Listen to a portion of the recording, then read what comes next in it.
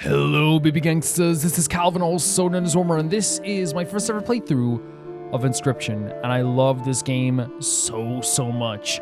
We can actually take on Leshy right now, after beating the fisherman, but there's also a location over here we can check out too. I can go this way as well. The music in this game is absolutely fantastic. So we came here before. There's like a bear trap here. There's like a rabbit. Should we step in the bear trap? Probably not. There's a chest over here. Hey, what you doing? What you doing? Hey, what, you have to catch the rabbit? So he comes out of here. I caught the rabbit. Wait, do we have to put the... No, wait, really? No. No, I know where he's gonna come out of. Do we actually have to do this? Oh, is this... Oh, I'm gonna feel terrible. Is this something maybe we can avoid? Oh, no, no. Oh, is that a pelt? Okay, we needed to take a picture, I guess. That's so bad. As soon as I saw it, like, I was like, oh, the bear trap. Then I was like, okay, no, we have to lead it somewhere. Oh, no. Patches of dry blood crackled as you peered. Pried into the chest open, but 2 packs were inside. Lovely, 2 packs. We love a good pack. Got a beast pack. You're a Yuli. Oh my god, he's back. What's this? Once broken, Obel is struck, and the striker then is dealt a single damage point. So if once broken... So if Obel is broken and struck, it deals 1 single damage point. That's actually not a bad thing to have. I actually wouldn't mind adding that to the group, but Yuli is actually not a bad card to have, I feel like. I feel like Urele is the most powerful card we have so far. But what does it add to our deck? Does it really... wait, oh... Whoa, 2? When Field Mice is played, a copy of it is created in your hand. That sounds pretty cool, but again... 2 sacrifices. Bolthound. When an opposing creature is placed in opposite to the enemy space, Bolthound will improve that empty space. We also have another broken. So should we add... Let's actually see what... Should we add Urele to the group? So... Our most powerful monster right now, the Hawk, is pretty powerful. The Elk is pretty good. We have 2 Elk. We have a Mantis God. We have a Mole Man. We have a Drower. We have a Banshee. We don't have any card. We have Headless Horseman, technically, is very powerful. Right? That's our most powerful card right now, but that's 13 bones. But, like, that's actually, like... I think the bone stuff fits more with our group than the actual sacrificing stuff right now. But we need to add more cards that maybe, like, give us more bones. Frankenstein. Yeah. I think that the instead of adding Urele to the group, I think adding cards that like give us more bones might be a good idea. So like for example, any card that has the like well skeleton's a good idea too. So maybe adding skeleton make 25 might be a good thing too, because skeleton just gives us a free bone for a free turn, right? For sure. After attacking a skeleton which just perishes, okay. Okay. We have 5 of the... Yeah, we have cards that give us bones. We just have to hold out sometimes as well. I might not add Urele to the team yet, because I feel... Well, should I, though? Is there any card we can take off that also has, like, hearts that's also do with blood that we can, like, take off? But, like, these are, like, pretty okay to summon because, like, they don't take a lot. But in terms of blood cards, maybe you could take off Mole Man, but Mole Man is actually very useful too in a pinch. Elk is also, I feel like, we could take off 1 Elk and put on Urele. Right? But getting 4 cards on the field at one time is pretty freaking... Unless we have a card that, like the Black Cat, for example. But we need to add more to the Black Cat as well. We can make a beast deck at this point as well. Because, you know what I'm saying? Maybe I'm wrong and you guys might have a different interpretation. Again, I go by Yu-Gi-Oh! Mindset. It might not be the best mindset to go by. But, like, if I take off the Elk, right, then it's actually... You'd have to get 4 cards on the field to summon your Urele. And I don't think right now we have the elements to do that as well as we did before. Because, we could bring Black Cat into the team, but then...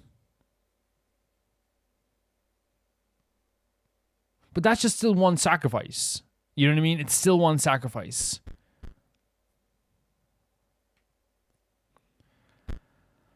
Raven will strike an opponent directly even if there's a creature opposing it. Raven's pretty good. I actually would prefer to add Raven than... I'd actually take away Elk and add a Raven to it. I think that's not a bad idea. Yeah. Okay, let's think. We'll think about it. We'll think about adding your Eulalia team. I think you just imagine, like, if we... The way we'll figure it out, right? If I can add 4 cards to the field easily enough in the next, like, 2 duels, then we can be like, okay. Right? We'll see how that goes there as well. Should we go buy a pack as well? Or should we buy a bone pack? Is that what we should do? Or do they sell different packs? Let's see what packs he sells here. You brought a Pelton, please. Vet another... Okay. Is it time to set another trap? I smell the hare's blood on you.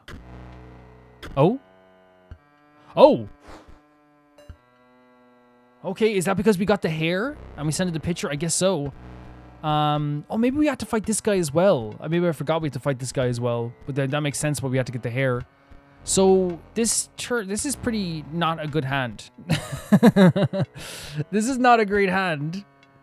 But, like, because this card is great if you have a bunch of bones. But I guess we could summon the Mantis.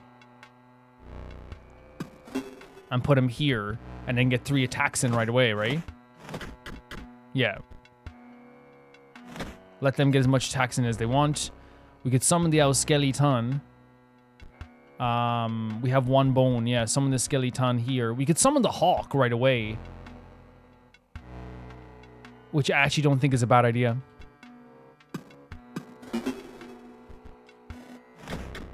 Yep. The trap has been shut, yet the prey escapes. And the trapper waits for the next victim. You defeated the 3 of us now. Leshy awaits. Okay, so I forgot we had to fight this guy as well. Mantis God is really good. If you put him in an empty space at the start, he's really good. Another Banshee, which I like as well. Another Hawk, which, yeah, we're replacing the Elk with the Hawk. While they have low health, like, I actually think it's a really good attack point. I think Hawk is really good. Right? I think Hawk is very good. You wish to trade? So we can buy a beast pack. I think we should buy a bone pack. Unless we want to save it for maybe we want to change our deck later on, but like... let's just see what like... can I say one thing I love? Okay. I love that when you walk through these lands here, it's more deliberate. The movement is very slow. It allows you to really explore every place and like not like really miss anything. This makes you go really fast because they understand that getting to the next location is probably something you want to do really quickly. Where was the guy? He was over here, wasn't it? Hello, I would like to buy some cards from you. I wish to trade. So yeah, you can buy a bone pack. So we need 5 of these to buy 1 pack. What is this? Is that worth it or should we save it? I think we should... Yeah, why not? You see the Deathly card pack? What's this? Revenant. After attacking, Revenant perishes. When another creature you own dies, it is returned to life and dies again immediately. That is sick. Did I already get this though? Maybe I just didn't realize how good this was. Because like that gives you like extra bones. Bonehound. When an opposing creature is placed in the opposite to empty space, Bonehound will move that to empty space. Okay. And we have this buff conduit.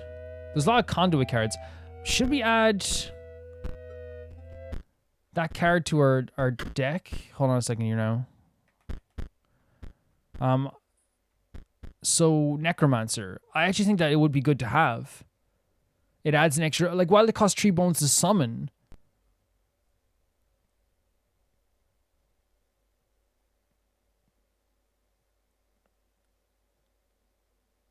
Like, we could use this as a skeleton thing as well. So if I take out,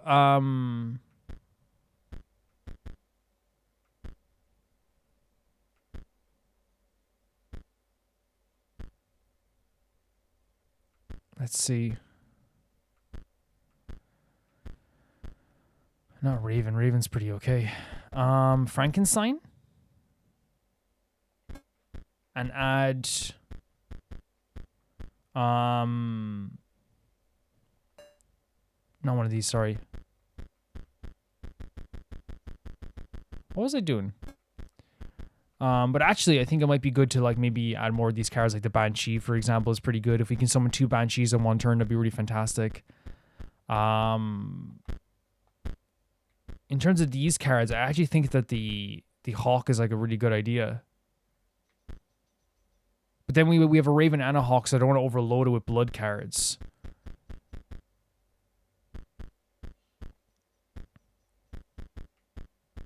So we added the Necromancer. Is the Walker's a good card?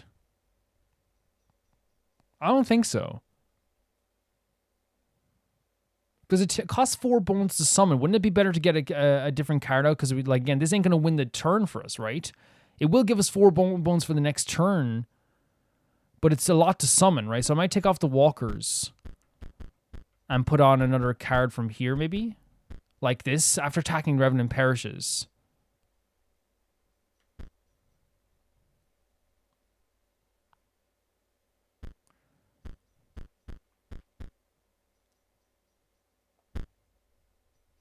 Mummy Lord, very cool. Would it be better just to have Mummy Lord on the team or something?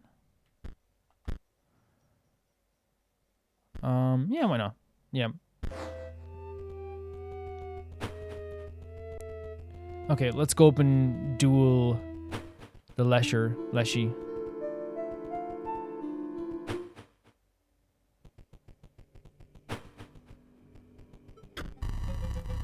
You had bested the unhinged prospector, the gormless angler, and the enigmatic trapper. You found yourself standing before your ultimate match. Leshy, the scribe of beasts. Steal yourself from my beast will show you no mercy. Only fangs. Oh, there's the picture again. I'm actually very excited for this. Do not spare your creatures. My cameras waiting to capture them at the moment of the demise. And my beasts are famished. Great voice lines all the time as well, right? It says 2, by the way, so I guess we're going to have to beat him twice. I love the voice lines for Leshy. They're always like really like, you know, and the voice lines in this game are very personalized anyway.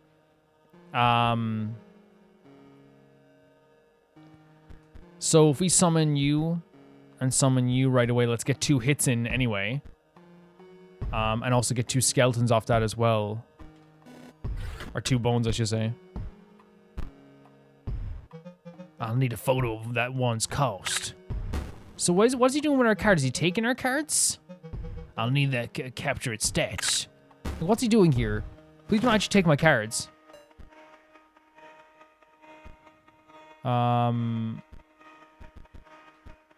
So actually putting him here would be a good idea. Like, I hope he's not taking my cards. He better not be taking my cards. Wait, did the death of your creatures will form? Wait. The death of your creature will form a most beautiful mosaic. Is he trying to create a creature off my creatures? Dude, I just gave you 3 skeletons. Hope you like it. Hope you enjoy it. But we are in trouble here. All the skeletons, man. So many skeletons. So maybe we should put... Well, we can defeat him here, right? And yeah, get some more bones off this too. Yes, we'll take 1 bit of health, but we can now summon the sarcophagus, which again, should I place it here or well, he can only do 1 damage to us anyway here. But the man, oh, we don't have enough bones. Okay, that's fair enough.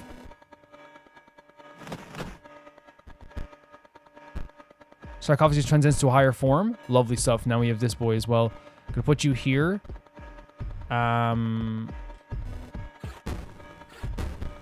And I'm going to go for that as well. Oh, we lost. That's fine. How at this point I was hoping for a greater challenge. It was over so quickly. Oh, if I could extend the struggle. For the kill is only satisfying as the struggle that precedes it. So it's interesting, like, again, it's not a roguelike as before. It is kind of like very like a TCG game, like from like the Game Boy era. But what's interesting about that too is that like I should have been weary of like the last hit there, but also very clearly Leshy enjoys the thrill of this. He's like a hunter, right? He enjoys like playing with us. So maybe it's not just like he enjoys the idea of like us being, he does enjoy us being stronger, not because he wants us to improve, but because he likes the idea of hunting something that is more challenging. We fight harder this time. I crave a true challenge. Yeah, I think he enjoys the hunt. of something more powerful, something stronger, which is really cool. My camera is poised. Show me something worthwhile. Not a terrible hand. Let's get rid of you right away.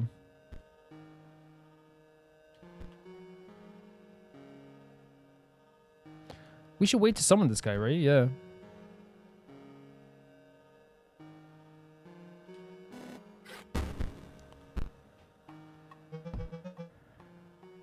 So it's gonna. Well, the cost. So let's make sure the cost isn't that good though.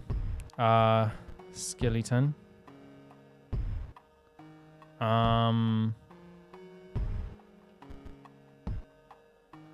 Well, we could summon the elk right away. I don't know if that we should sacrifice the idea of these bones to do an elk thing, because this guy can usually get very good, but like right now we can legitimately get something very good, and then also this as well. Yeah. And then, well, this would be very good too, but I actually think that like our cards right now getting 3 hits every single turn is not a bad idea right now. 3 notches every turn is not a bad idea. Even if he's going to get like 1 hit in, getting 3, and then we can also like get 4 hits in. Yeah. Next stats. You can take a picture of that stat while you want. Oh my god. You got, okay, all we need now is the sigils. That gives us more bones too, right? That will do. Allow me one to prepare. That's so cool. You won't be needing those. I have something better. Wait, is he going to do the thing where... Oh god. You must lack them. Though the stitchwork is my own, they are your cards. Wait, is this no, wait, he gave us sigils for our own cards. He gave them to us. Now we put them to the test. My beasts enjoy a varied diet. I honestly think it's actually good though. I think actually what he gave us is good. When another creature you own dies, it's... Wait, is that... No, that's actually not bad. He actually just gave us something cool here. He basically gave us more bones.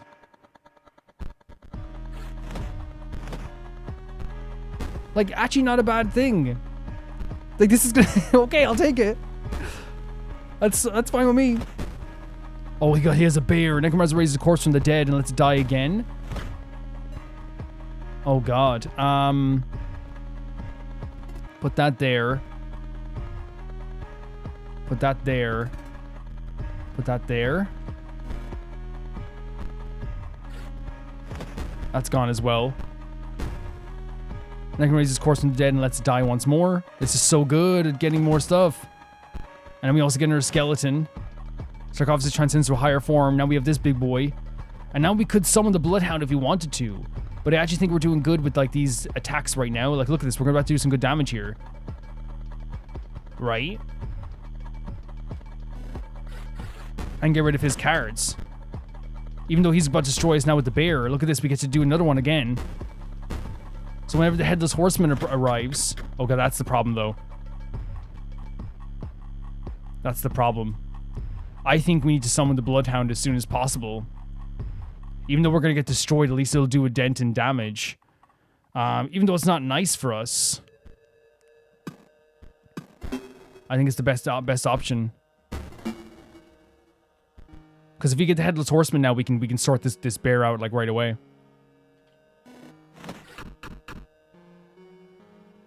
Oh god, now there's another bear as well.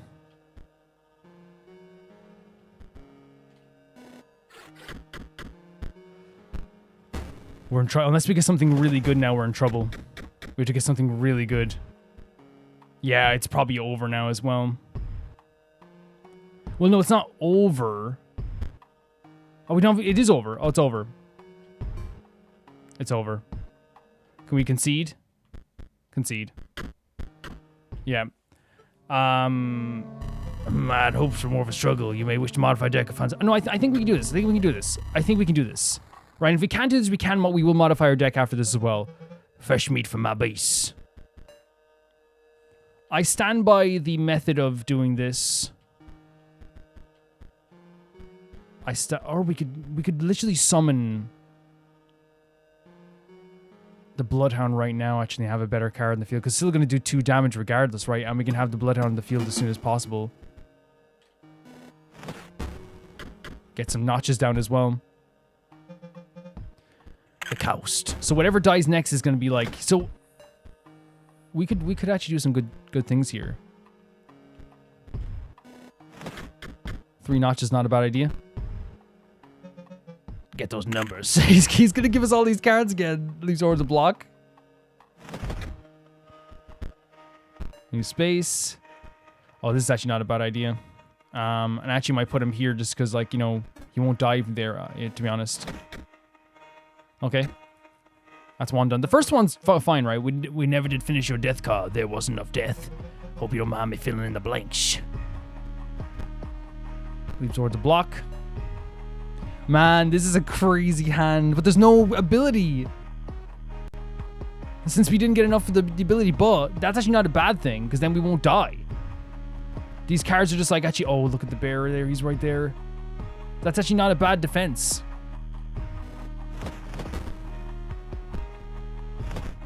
Now, they have to destroy us. You know what I mean? If they want to do something, they legit have to, like, destroy us. You know what I mean? They have to attack our card, and we have, like, a much better chance of defense here, actually. I think building up some bones is not a terrible idea, and then we can keep doing 3 attacks at one time. Yeah, we have this, I think. Yeah, I think we have it. Or do we? Time for the Banshee, baby. It's Banshee time.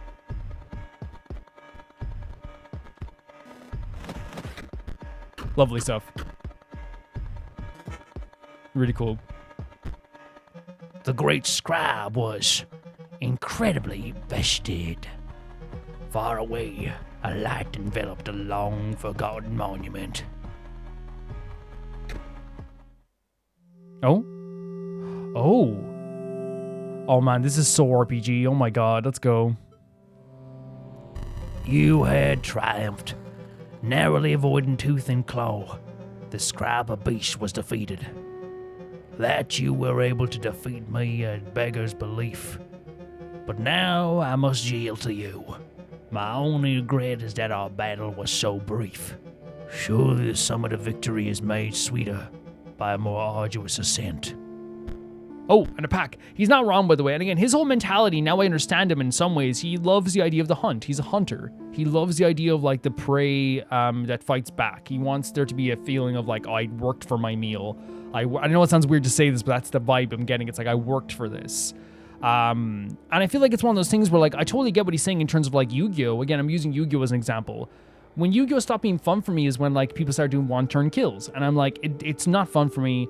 What's fun for me is, like, I remember those battles where, like, I was at 500 life points, my friend was at 200, and we were like, who's gonna win? Those are, like, the most fun thing in the world. So I do get that mentality, but for him, it's just, like, he loves the idea of, like, you know, he doesn't want us to be stronger because, like, oh, like, it'd be beautiful if you got stronger. He wants us to be stronger because he genuinely, like, is, like, he genuinely, like, loves the idea of us being more powerful because then it's sweeter when he actually does defeat us in the end. That's his vibe. Okay, cool cards, right? For sure. This Grizzly for 3 is actually very good. Grizzly's a very, very good card, but it just doesn't vibe with our bone deck. The bone deck doesn't, like, really... A lot of our bone deck is just destroying our cards, just to make sure we can get more. So I don't know if, like, putting Grizzly on the team would be good. The cards are actually... We'll see, like, if there's a place for Grizzly, you know? Wolf Cub, very good card, actually. I actually think Wolf Cub would be a good idea. Rare, we have Elk. Okay. Yep, I actually think the Wolf Cub wouldn't be bad. Battery low. Wait, what? Stop, what is that? What do you mean, what is that? What? Oh! That's the, I forget the name, P103, was that it? I had to see your face after you lost. You're just so bad. Oh my god, the smirk as well. It's no wonder we're back here again. And we would have been even sooner if the disc wasn't lost. Take a long look at this face, because you'll never see it again. What? Oh, that's like the stoat. Like, we saw that like kind of machine-looking thing for the stoat, right? So I'm guessing that maybe like, is there something to do with that as well? Or I don't know. I'm not sure. I'm done being a pet, you stinking beast. Wait, is that not P103? Is that what the name of the were? I pushed it too far that last time. Why don't they see? To live as a beast would be the noblest thing. Even so, lowly a creature as a Oh, no, maybe that's not... Okay, I got confused there. That's... The stoat was a robot that he pushed to be a creature?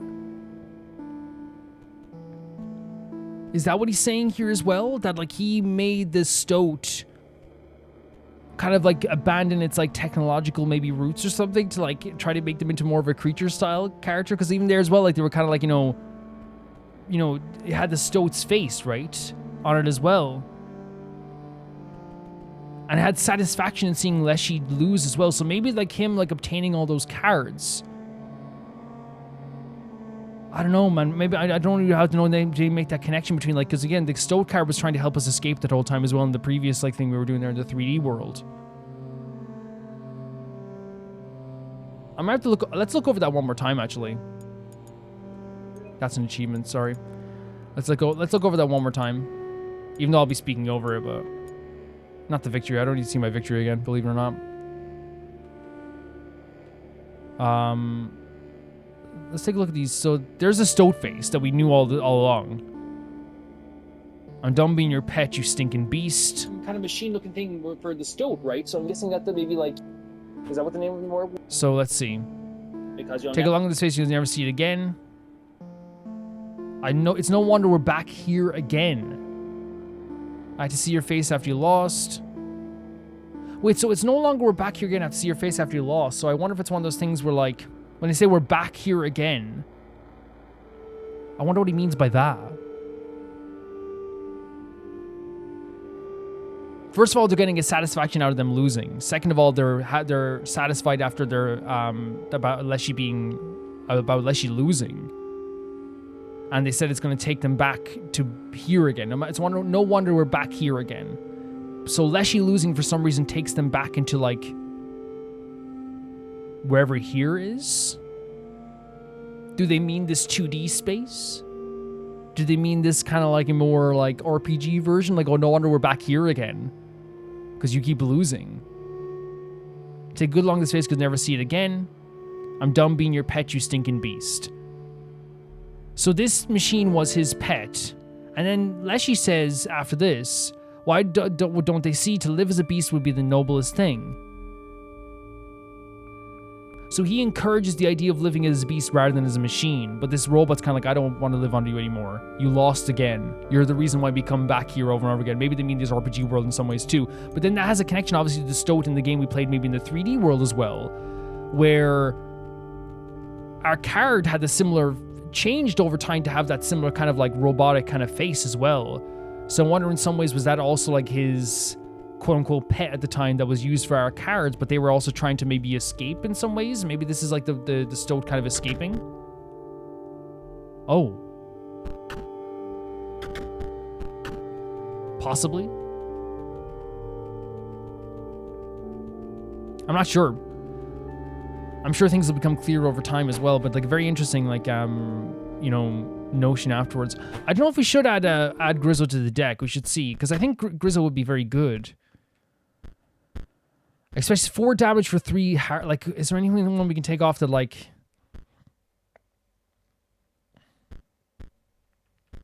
Bloodhound helped at points too. Elk, I could take off for Grizzo. Because all you need is one more character in the field. We'll try it. If it don't work out, then it doesn't work out. Okay, very interesting. Very interesting. Oh, wait. We have to get the thing. Sorry, I was so enamored with, like, what the stoat said. Oh, wait, the bridge is fixed. Okay. I was so enamored with what the stoat said, just about, like, you know, how we came back here and all this stuff, too. Oh, no, we just have to activate. Okay, that's fine. I thought maybe we got something for that. We're about to, like, fight this guy here. So let's go. I think we have one more of these, right?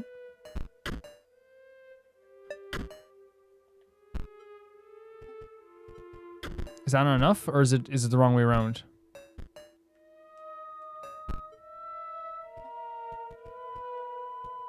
Oh, there's a middle one. Did I get them wrong, maybe? Let me see here. So, Sawyer Patel falls 1718 by a hungry dog, does not hold a grudge.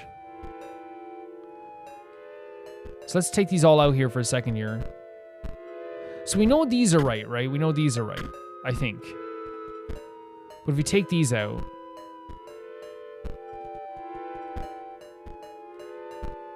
So, I would imagine that, like, for example...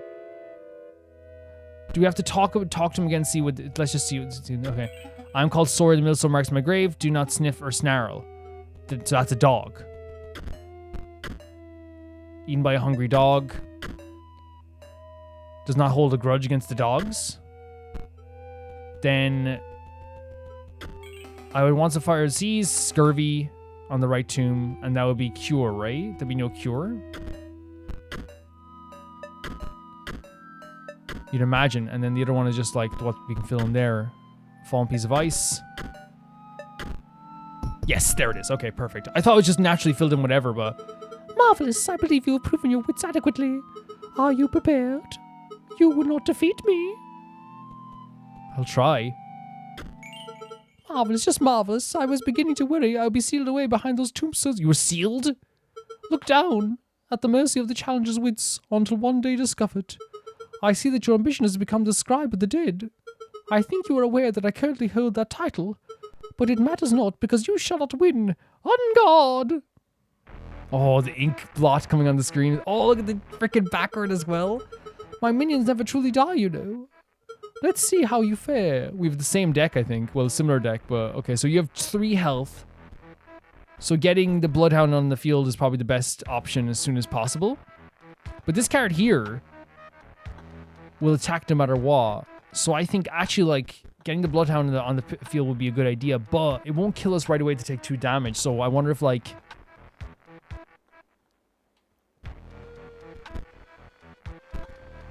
I mean, that's fine, actually. That's more than fine.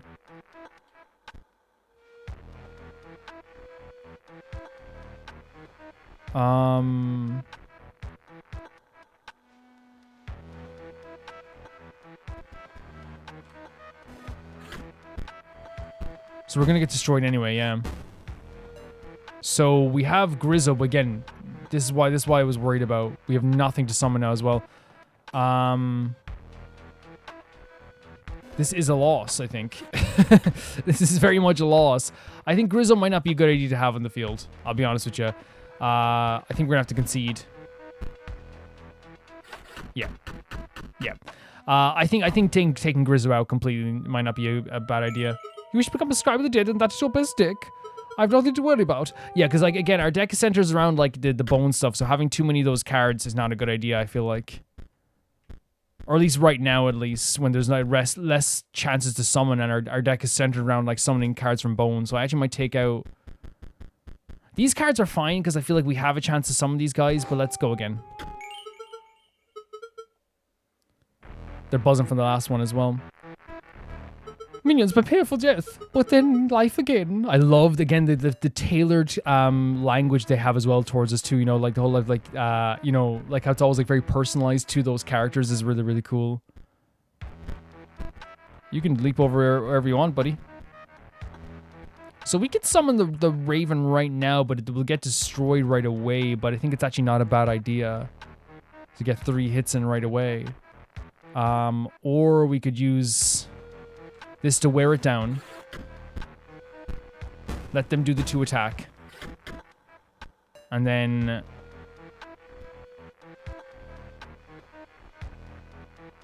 we might have already failed again. Like, I was thinking of, like, wearing it down, but, like, see, the problem with it here is not great, you know? Marvelous, an opportunity to use my quill. Rip Bonehound, turn 1 to 3, turn Death by Skeleton. This one will be back, so she can actually bring her cards back. This is like Deck Masters or like, you know, Field Advantage. It's actually pretty cool. But now we're going to take 1 damage, and well, actually 4 damage. Yeah. Okay, I need to figure this out, because again, we can't, like, there's... Perhaps you need to open more packs to improve your deck. I think what needs to happen, actually, if I'm being honest with you, is like I think I have too many cards that you know because the whole deck is centered around like bone cards. I think you have too many cards that are like you need to summon from.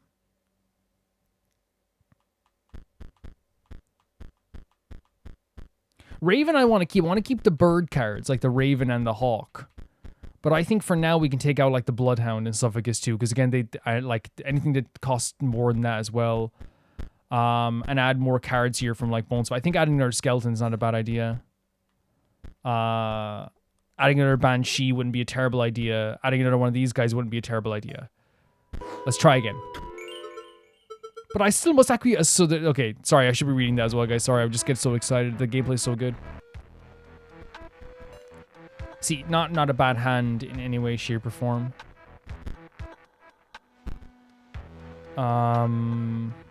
But the only thing I worry about always is like... You don't have enough bones.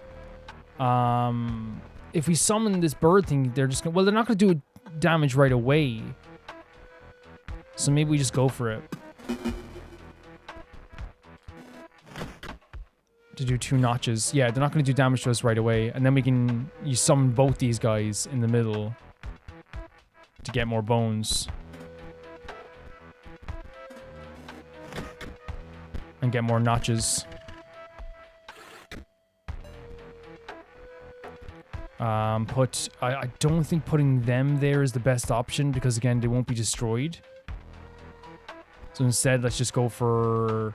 But he's gonna be destroyed. Yeah, they're gonna be destroyed anyway, but... There we go. Okay, that was a good option, I guess. You're halfway there. Although you may not like what comes next. I love these characters, man. They're so fun to fight against. Okay. Oh, F. I didn't get to read that. Did you miss them? Fear not, I'll give them back, of course. As corpses. Yeah, but like... Now I have to summon them again, I guess? But they have no damage, like in terms of health. That's so bad, man. That's so bad. And they have no, like,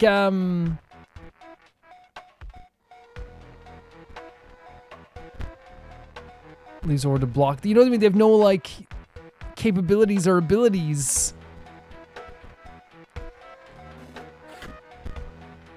I'll take 1 notch. Why not? Sarcophagus transits to a higher form. I bet they do. Draw release a creature inside. Another skeleton. Another one of these boys. Just to block the field, man. No matter, death is never final. I bet it isn't. Rip Zombie turns 4 to 5. That one will be back in no time. Again, I love the idea of the battle being centered around, again, their specific personality, with the idea of, like, Leshy was like the hunt, right? It was the idea of, like, these creatures being, you know, it was a satisfying hunt for him this whole time. And the idea of beasthood kind of being something that is probably a beautiful thing, because, again, they are, like, you know, hunters and preys. It is, like, something that maybe sees nature as being something so beautiful. Whereas with, I forget the names of the characters all the time, guys. I'm so bad with this. But with these characters, it's more like the idea of, like, how death is, like, never the ending. And how, like, even, like, you know, in death, our cards will be brought back, their cards will be brought back. It's very, very much centered around the idea of death. It's so cool. Whoa! Like that? I mean, that's the thing. I think we can still do this, though. You may still try again, Chalder, but perhaps you should try with a stronger deck. I'll be waiting. I know, yeah, that we probably should get a stronger deck, but, like, let's try on guard. I think we can do this. Maybe I do need to restructure my deck, though. I think I do. The cycle continues. This is a great hand. It's a beautiful hand.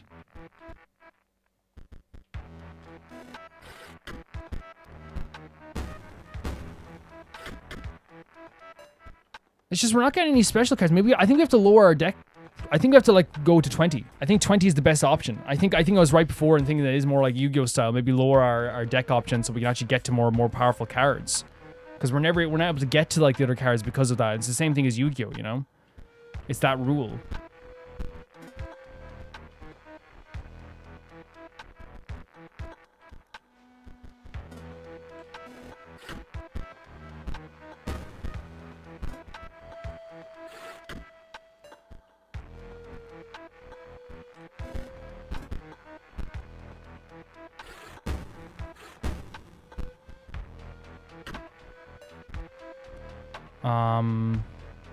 We could get this guy to what? Like, pay 2 bones, increase his power. So he only gets, like, 1 health. So I actually think of getting rid of this guy for sure. But we can... But having him, like, protect this area for a bit is not a terrible idea.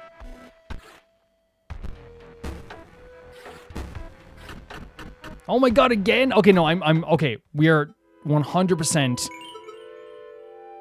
Once in my way, yeah, no, like, so I'm reducing it to 20. I'm reducing the deck to 20. So we're gonna take out, let's say, 1, 2 of these. We're gonna take out these guys. I feel like don't do good for us. So we're gonna take out at least 1. So when you have 1 of these guys in here, maybe I should take out 2 of them because I feel like we could replace them with like cards that actually are like more beneficial, even though maybe adding more skeletons to the team as well. I like the Banshee. I like the Sarcophagus. Necromancer is a really cool card, and it was really good for us. Should we take out another maybe another Gravedigger, actually? Let's try this now. On guard. Life, death, death, life. The cycle continues. They're gonna summon Sarcophagus in that corner there. So I feel like having the Sarcophagus ready is not a bad idea. This is a really cool card as well.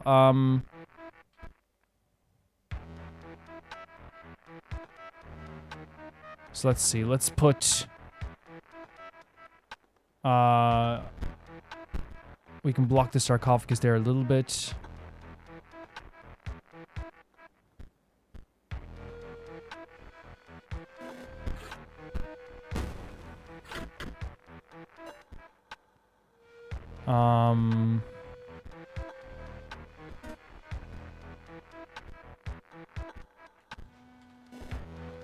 It's going to do 1 damage. That's going to bring out another skeleton out.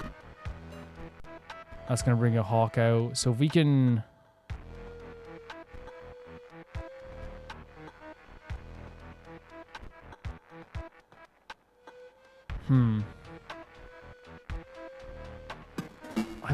I don't know. It's hard. It's definitely hard to figure out which one we want to do with this as well.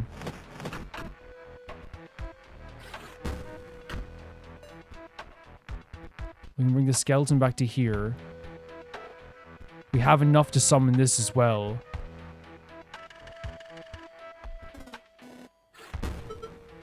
Let me inscribe this one. Like, all our cards are going to be destroyed as well, which is what's kind of terrifying about this. Live again! That's a good... It would have been a good thing, but he's going to summon the card. So maybe getting rid of the Sarcophagus is a good thing to do as well.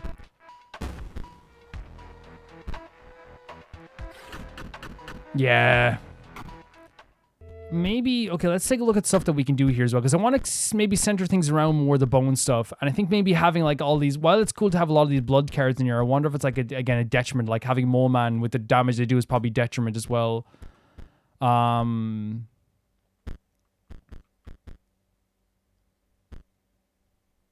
Let's see here. It's the fact that they get to summon one of those right away is crazy too. This might be good just to put on the team right away, because like one of these costs 4. I think adding another... The skeletons are really good to add to it too, but maybe adding another one of these guys, maybe another one of these guys.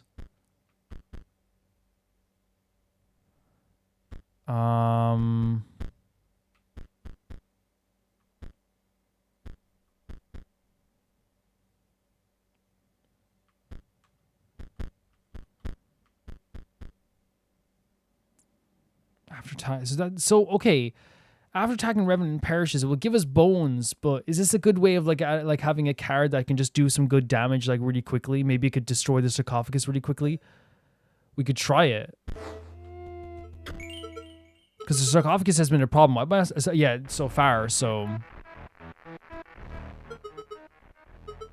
But then in life again.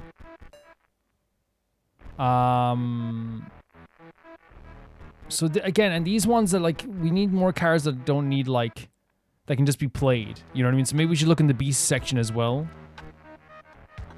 Might not be a terrible thing. Playing after attacking is pretty crazy as well, isn't it?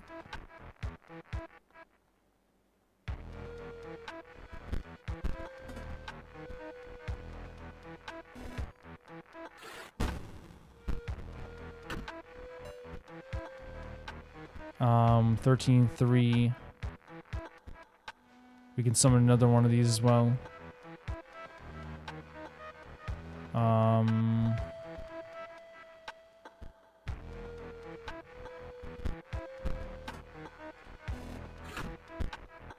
There's one notch here as well.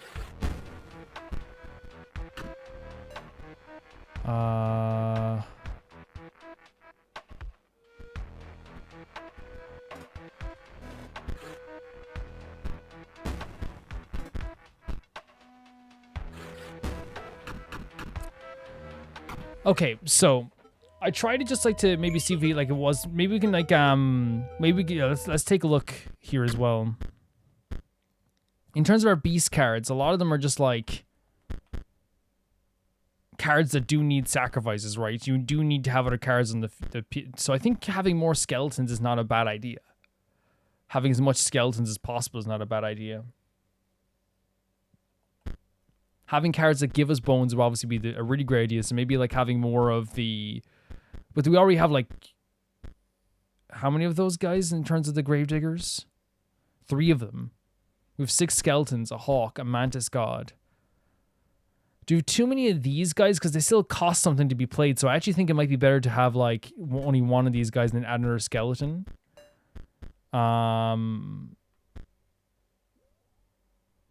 More banshees might actually be good as well. Because they can't be defeated maybe as well. So maybe add another banshee to the deck as well.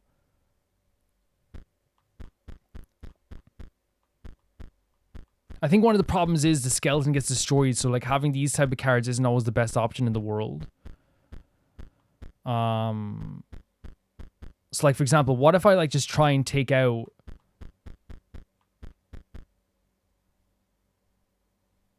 these cards and then add another skeleton just to try it, out,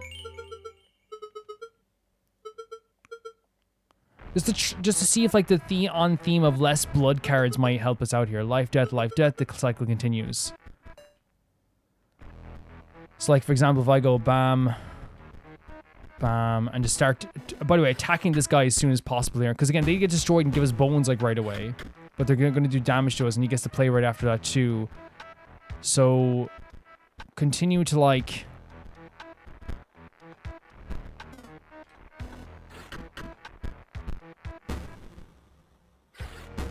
Yeah. Oh, I forgot they can attack you regardless as well. So trying to get rid of the Bloodhound ain't a terrible idea, I feel like.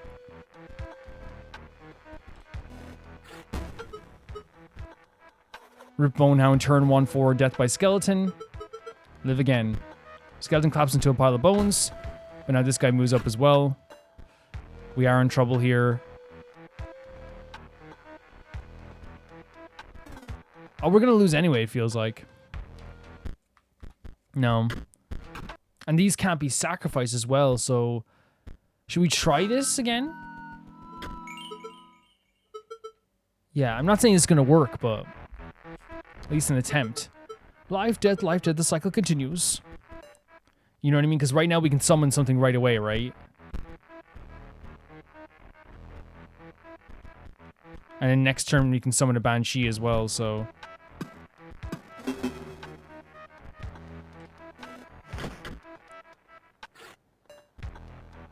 So if I summon the Banshee here, and then if I summon the skeleton here... Yeah, that might be a better option. Then focusing solely on bones, maybe like try to get a few like sacrifices in here as well, and cards that we can actually summon really quickly that are strong. Because the bone stuff takes a while to do, so we'll see what we can do here. Though you may not like what comes next. So yeah, let's try like do more blood stuff. And of course they do this to our cards. Death by Grimoire. Grimoire is their name, by the way. You may have them back, though they may not be exactly the same. And I'm just going to fill out the field as much as possible here.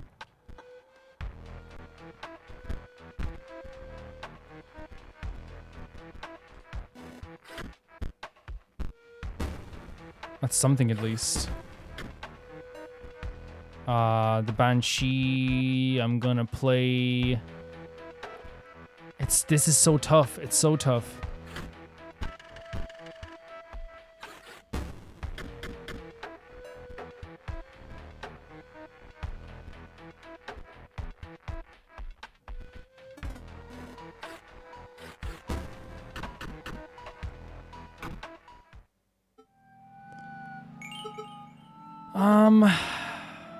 So, the idea I'm having then is to use more of these cards, but do a mix. Instead of doing one themed deck, I thought maybe that might be a better idea. So I might actually, like, take every card on my deck right now just for a second. And we'll figure out something altogether. So first of all, as much skeletons as possible, we need summon fodder for sure, right? Banshees are good as well because they only take 2 bones. So maybe putting 1 Banshee in as well. I don't think Headless Horseman, we've never summoned them. We've never summoned them so far. I think having cards like this as well, because they can use bones, but they're also, again, they feel like summon fodder also. So having a lot of summon fodder in there as well is not a bad idea, because we have a lot of cards we can sacrifice here. For example, like the Raven's pretty good for defense. The Hawk is pretty good to summon as well. We can put in Grizzle if you wanted also. Elk has good defense, that's the thing, so maybe bring in 1 Elk in as well. And the idea would be is that we can have cards that are like easily summoned. Because I know I'm giving up the idea of the bone deck at that point, but I feel like it's not a terrible idea. I mean, we should be using more of these guys. Like, this is probably... Because, again, I was afraid of using these because, like, they're obviously, like, you know, kind of scary. But if we used Leapbot, for example, we can oppose if we get the chance to play him right away.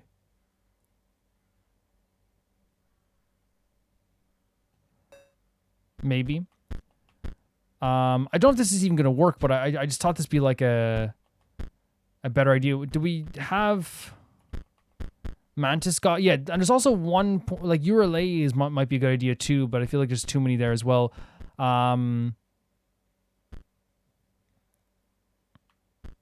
Mantis God as well. The Wolf would also be a great idea too if you can get it in an empty space. But I feel like in this oh wait, Adder might be a good idea also. But then we can maybe take out the...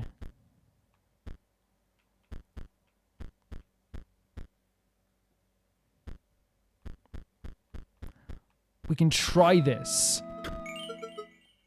Because again, I'm thinking that maybe like going full bones just for the theme of it is not always a good idea. Because right now already we have some cards we can summon here.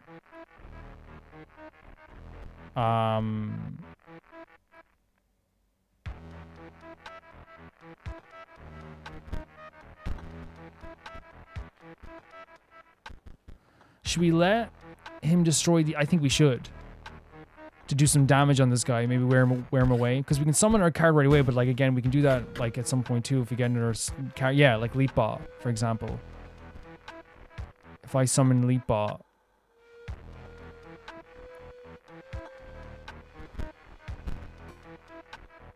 Reduces the defense of Leapbot as well. And then maybe if I summon...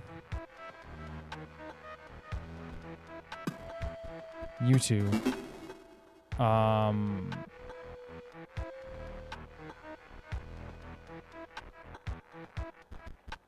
get 4 damage in at the very least, right? It's gonna destroy our Banshee, but still. Yeah, this is the problem as well. Because now they're gonna do like massive amount of damage.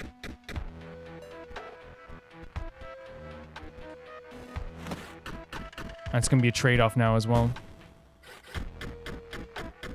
So I think one of the issues here with Grimora is that a lot of her stuff here is very much based on like quick damage. So I think we have to like get things, like, we can't hold out. We have to do things as quick as possible. But I do think that having the skeletons is not a bad idea because they're good to have on the field. And like having cards like this that like are quick summons, like and that we have to sacrifice, right? But I do genuinely believe then, like, you know, we can't wait around for bones to appear. We need to like summon quick attack monsters as quick as possible. And I think possibly that could be the Bloodhound, for example. Like stuff that does damage as quick as possible. So should we try add like some of these summonable creatures to the thing as well? I've lost quite a few times as well. I probably include like a montage of me just losing there. I'm thinking that the strat should be, since she destroys us so quickly, is probably to get her out of there as quick as possible. So like I think the Elk is a good idea because it does good damage and has good defense. So maybe as much Elk as possible. I think this as well, because then they can't attack them when the turn is over. We can attack them. So maybe some salmon.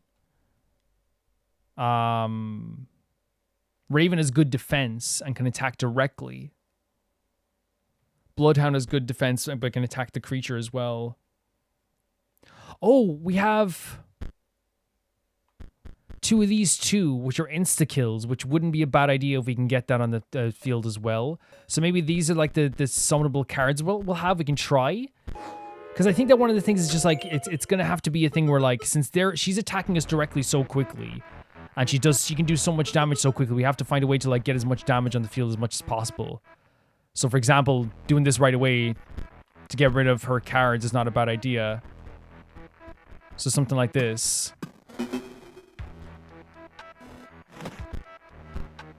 Yeah, to get rid of her cards as soon as possible. Even though she's going to destroy our cards very quickly as well. I think we just go directly, right? And then we go... Boom. Boom. Boom. Boom. Okay. Rip Sarcophagus turn. Yeah, so like getting this... So, okay, the Adder is a good card to have here, especially when they do so much crazy damage right away. They're going to destroy our card, of course. See, now we have the problem of we have no defense. You know, that's another issue as well. It's like, I think we're onto something when it comes to that stuff there. But obviously the issue then is the matter of like we're about to lose again. Barely going to survive the next turn. You know what I mean?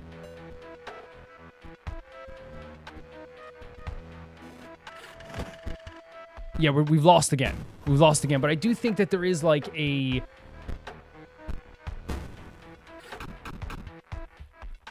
Yeah, I do think there is a strat to that as well. Yeah, I do think there's a strat to that. I think there's a strat to maybe like having more summonable creatures, but maybe less, maybe take one out and then add more of like maybe a bone creature that can still be used. Because again, it's one of those things if it can be summoned, because already we had enough to summon like, say, some of these other guys.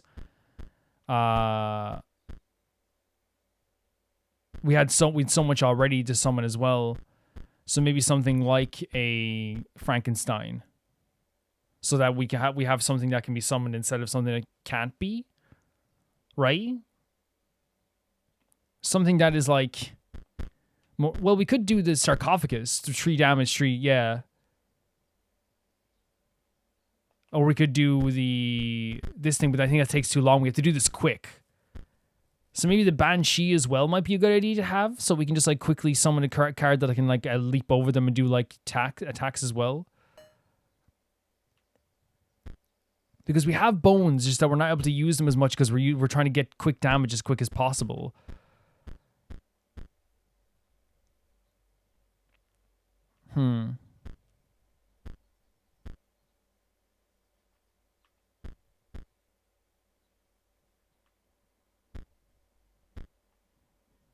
But and we don't want them to be destroyed right away when they lose, so... And still be some possible sacrifice fodder. We could try this as well.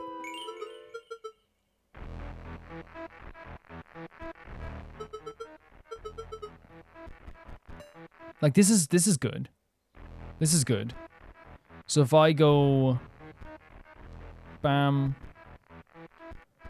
But maybe keep the skeletons for sacrifice fodder?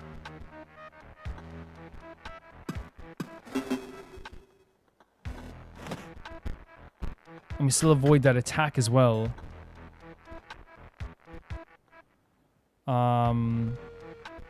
Well, here we can get rid of the bone guy right away, right? So that's actually not a bad idea to do this. And keep this on the field as well. So we have like... Oh, no, that I forgot about the leap. It's okay. It's okay. It's okay.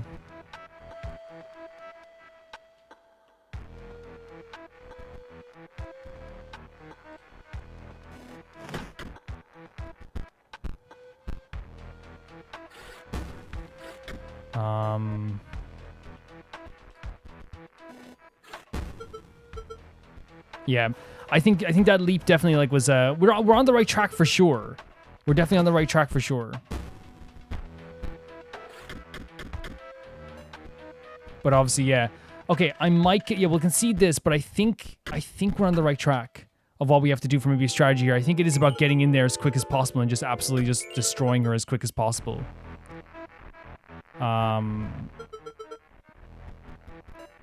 Because here we can summon the elk again right away.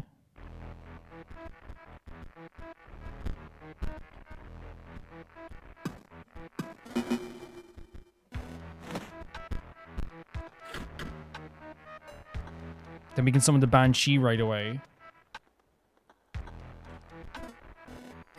And that prevents them from... Yeah, so we can destroy the sarcophagus.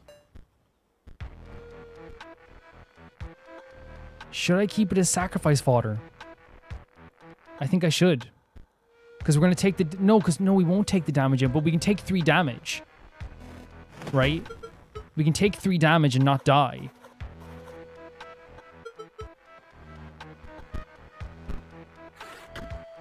Yeah. We could sacrifice... We could summon the fish, but... It might be better to get the skeleton...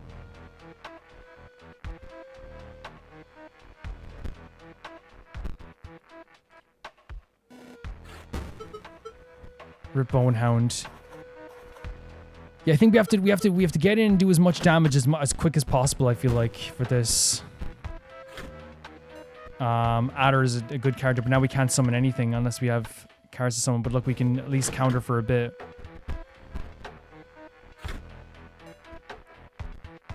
Skeleton.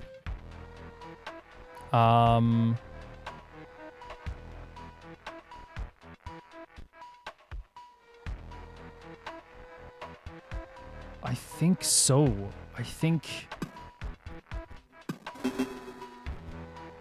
Getting rid of our sarcophagus is not a terrible idea.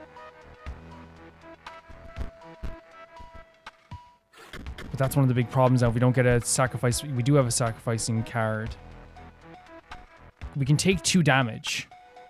And possibly get another sacrificing card next turn as well. Yeah.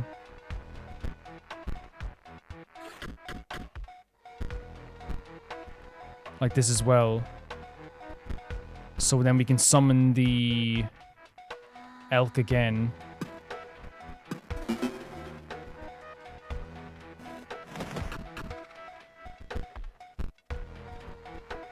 And destroy the sarcophagus as quick as possible here. If we get something there, we can go here also.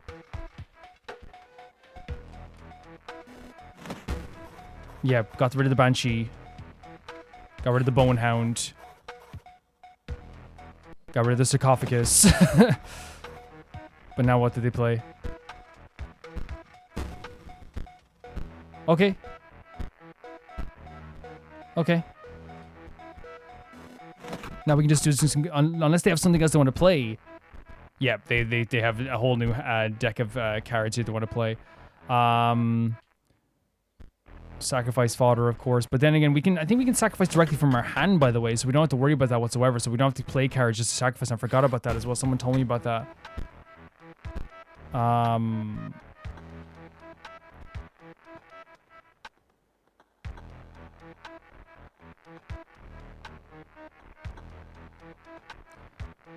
Playing this is a dangerous game to play. I don't think we should play it. I think we should take the win.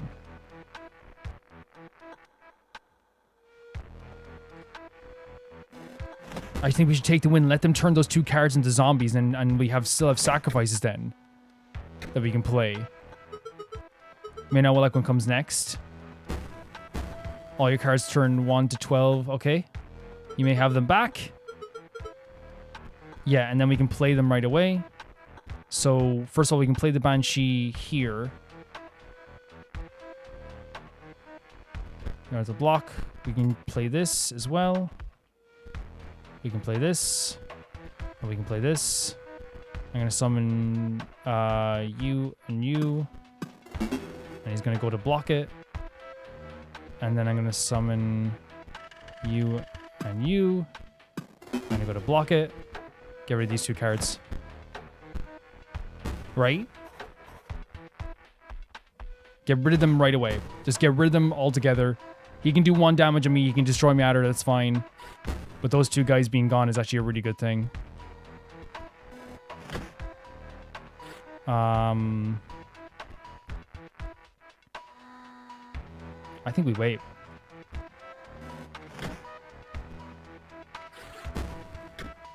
We have 2 okay, I don't think we can wait. We might have lost this already. Unless we get something really good now, we've lost this already. No, we have the last 2 cards are good. Yeah.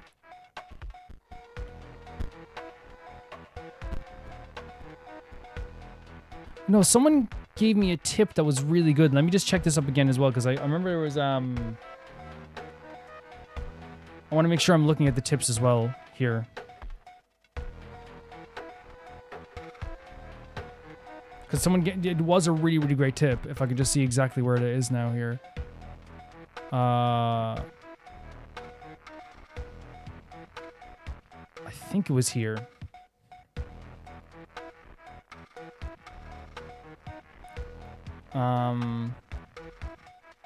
Just so I remember, like, and I've no problem looking back on the tips as well. It was, let's see here.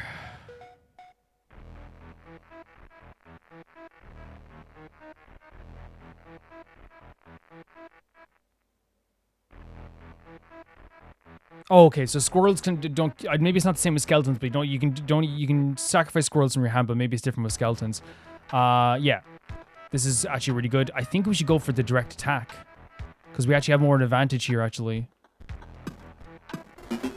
to do 3 damage each turn, they can only do 2, so we're always going to have the advantage until they summon a sarcophagus. But even if they summon a sarcophagus, it's fine with us. Yeah, because we can just destroy the sarcophagus right away.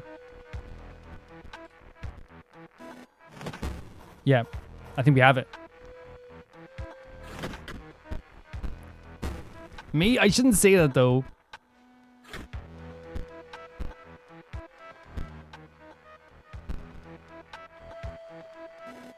With Banshee. Because now they can destroy our card as well. No, I think they might have it here. Yeah, oh no, we came so close. Oh no, wait. We actually have an advantage here.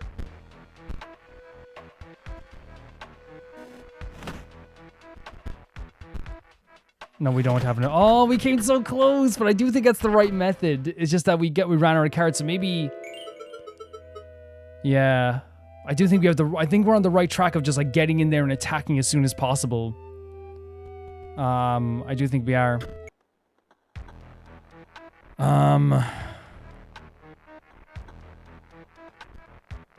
But then we have to sacrifice 2. That's not good.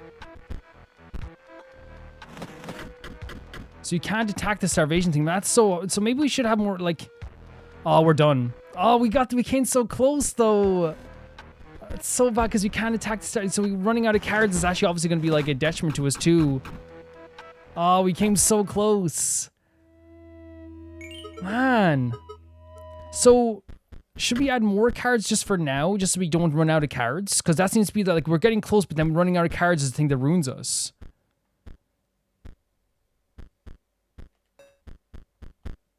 Possibly?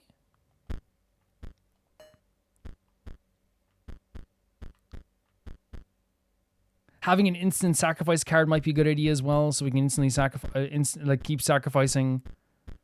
Having the Necromancer card is not a bad idea for this deck as well. I'm going to try with 25 cards.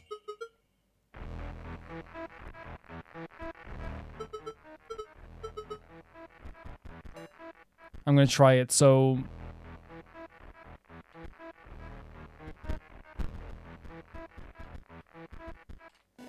See, now adding the more cards, though, we're back to a place where we're not having those sacrifices in the first turn, which is not good for us. You see what I mean now? Yeah, I don't think that's a good idea.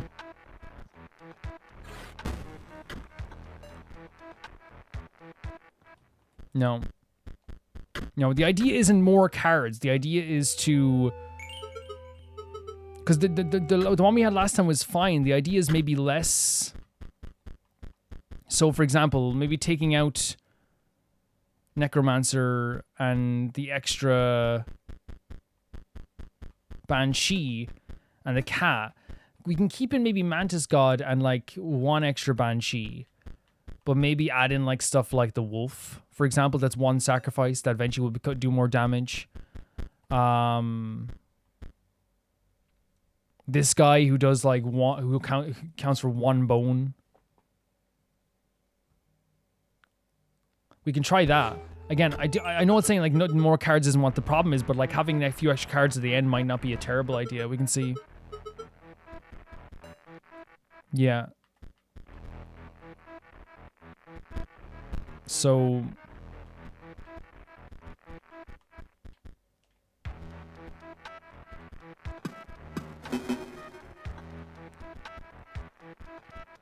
Wait, no. Summon him next turn.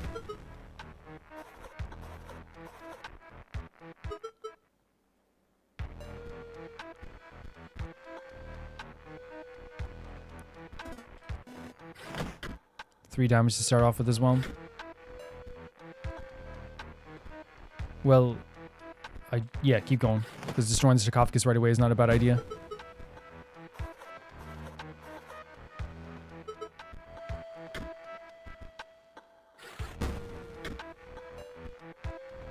Now I probably will regret that.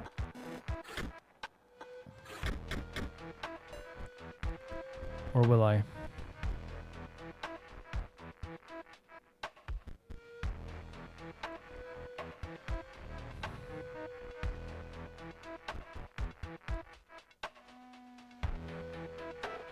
I don't know what the best... I think getting rid of him right away would be a good idea, but then we don't have any cards that we can play after that. I know, I'm going to try it. Getting rid of him as soon as possible is not a terrible idea.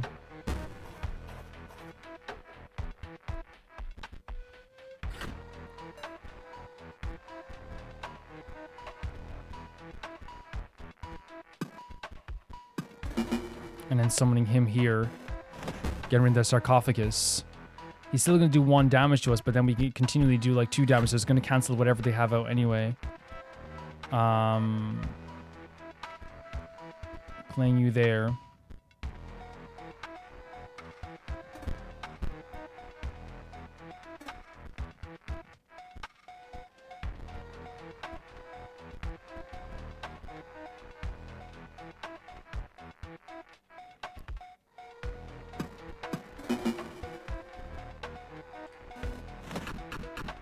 Getting that 4 in right away.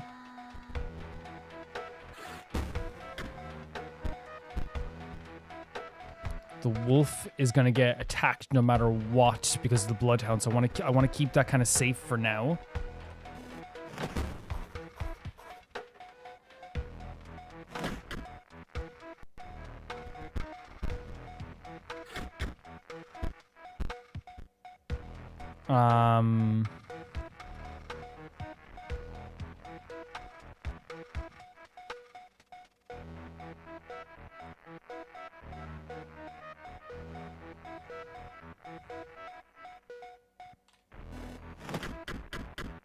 Because it's gonna turn into big boy, but it's not gonna be able to do anything much yet. Because I know it's gonna be 5 damage, but still, I actually think it's a better option. So we can then summon you and actually like start attacking directly a little bit, or we can do a sacrifice and summon the big fish here. But I don't know if that's a great idea when we have 2 of these, because then we won't have any to summon the next time. I think just doing as much damage here as possible and taking the hit from this guy as well, because then we can attack the Banshee in this as well, so we can, yeah.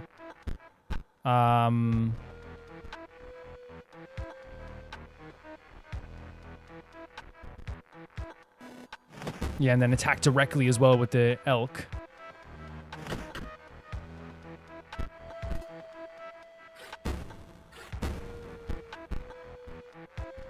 We could summon the Banshee right away and do a sacrifice.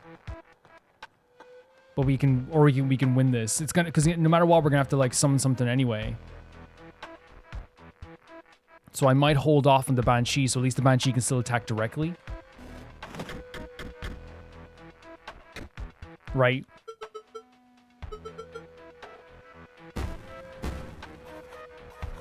We have like basically 9 turns to beat this enemy with Grimora. So here we can do.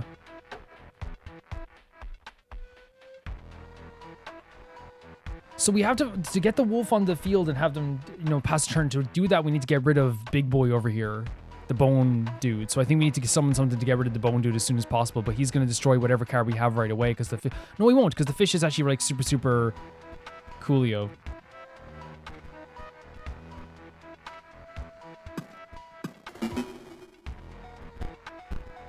And then maybe do something to block.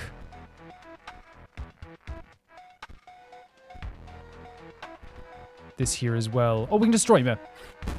And do 2 damage and then run.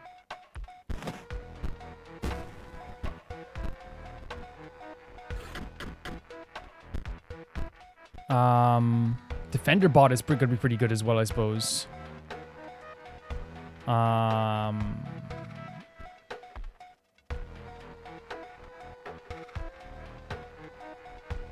In fact, I have a plan for this, I think.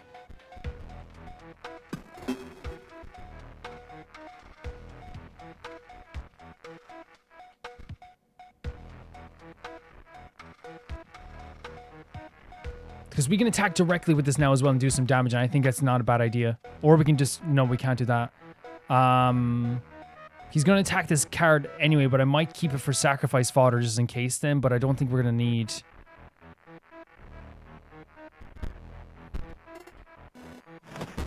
So that's good there as well.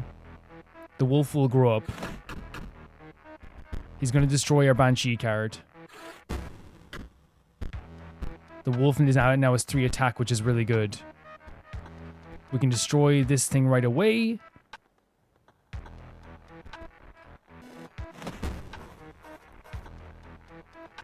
And then do like some direct damage as well. My heart's pounding because this has been very, very difficult for me learning the ropes. I feel this is like this is the learning the ropes time, you know what I mean? A skeleton. We can attack directly and do 4. I think we have it. I think we won. Okay, great. So the plan was, I think, yes, to make sure we can do as much damage as quick as possible, and then also adding a few more cards to the deck actually helped us out at the end because it was a war of attrition towards the end. But we definitely need to look at the deck after this for sure. I definitely didn't assemble my deck in the best way possible. Oh dear. But maybe this will give us some cool bone cards. Because to me, that was more brute force than... I don't think it was brute force. I shouldn't be down on myself completely. The plan was to go in there and do as much damage as possible, add a few more cards to the deck so we could have a little bit more leeway at the end. And I guess we just strategically picked off the enemies in like the best order. You really defeated me. I was not expecting that. You won't replace me, will you? Your ambition is to take my title, but there is something you might not know. There will come an opportunity to change your mind, and I beg that you spare me. Take these, then go. Oh, cool. We definitely need something like this for our cards as well. So they said that there's a possibility that we could like spare them or like choose a different path. And I guess like maybe they're trying to plead their case here as well. Ghost Ship. Oh, we wanted this one.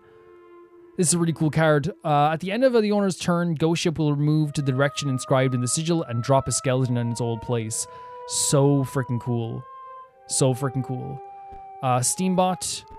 Ruby Golem can't be sacrificed, and Ruby Golem perishes and Ruby Mox is created in its place. We have to maybe learn Moxes as well, but Headless Horseman, another powerful card, and then Bone Hound. Another card? Do you have another pack for us? We got Frankenstein, Dead Hand. When Dead Hand is played, discard your hand and draw it. That's if you play this when you have only one card, would that be a good idea? Could you get 4 cards then? We could try it out that way. Oh, low battery again. What just happened? What just happened? Wait, is this back on the computer?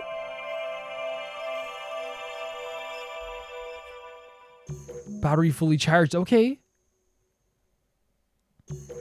Oh, we got more of these. So we beat 2 of the scribes, and now we got to hear as well. Okay, let's check this out.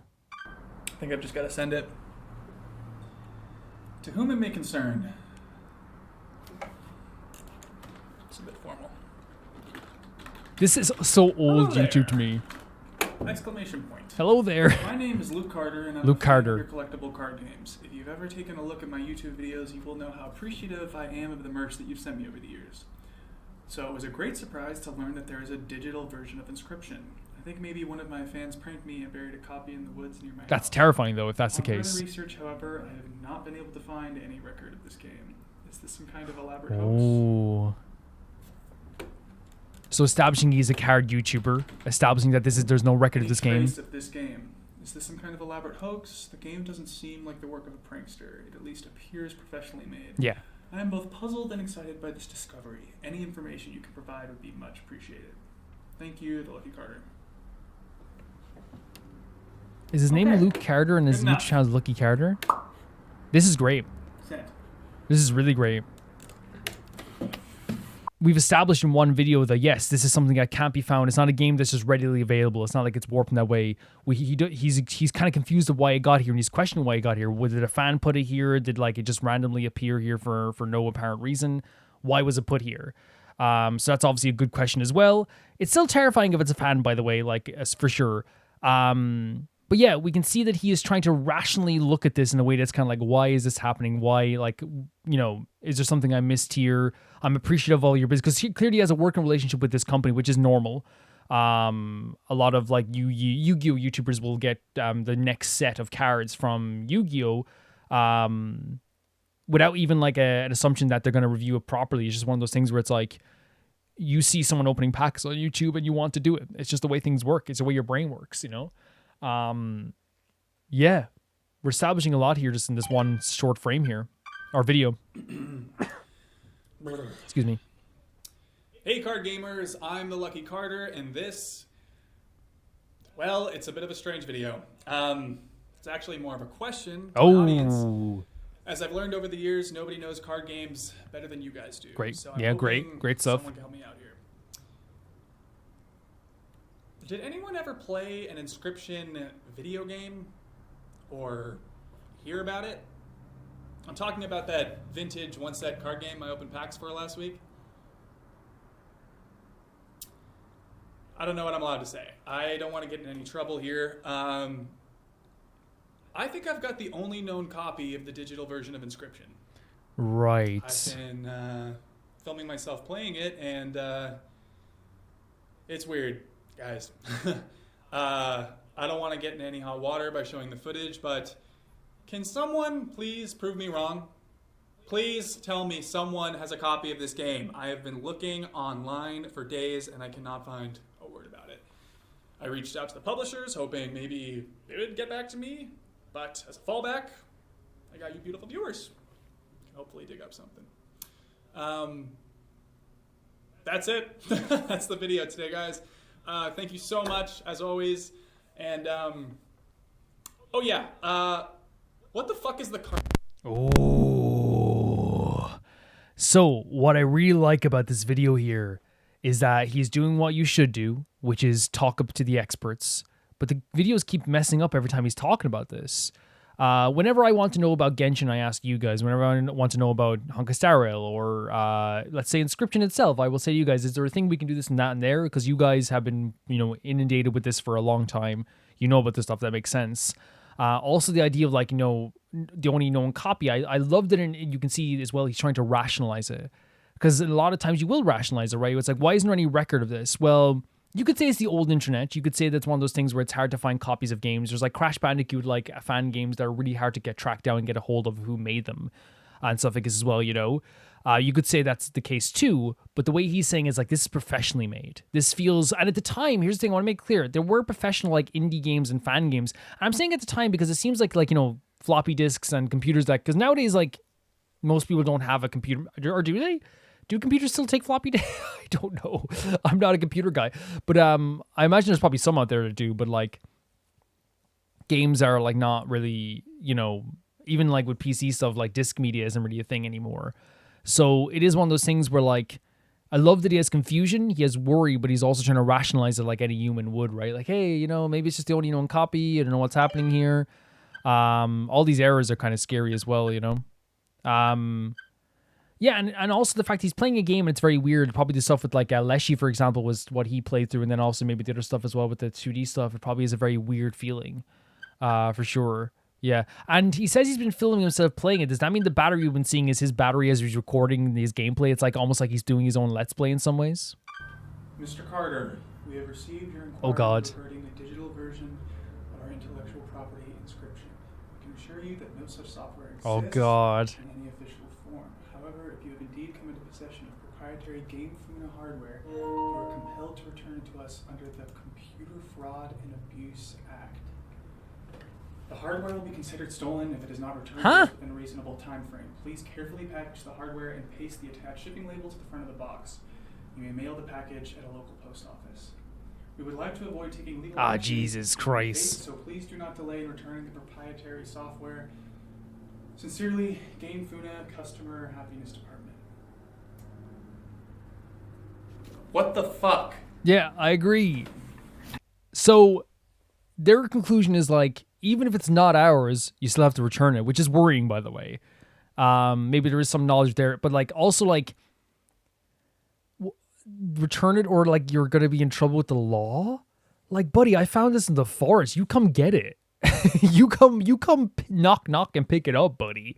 You know what I mean? I'm paying for packaging to send this to you. You come here and get it. I found this. Can you imagine like finding someone's wallet and they're like, you are at my property. You will pay legally. No, buddy, you come pick it up. But yeah, like, I wonder if there's an element where they do know what's happening there, but they're not letting on completely. More errored videos there as well. Something is going on with his computer for sure. I think this woman's actually from Game Funa. Oh my God. She came to my door yesterday, and I didn't answer. This time I'm gonna record it. That's so scary, though. And he's out in the forest as well.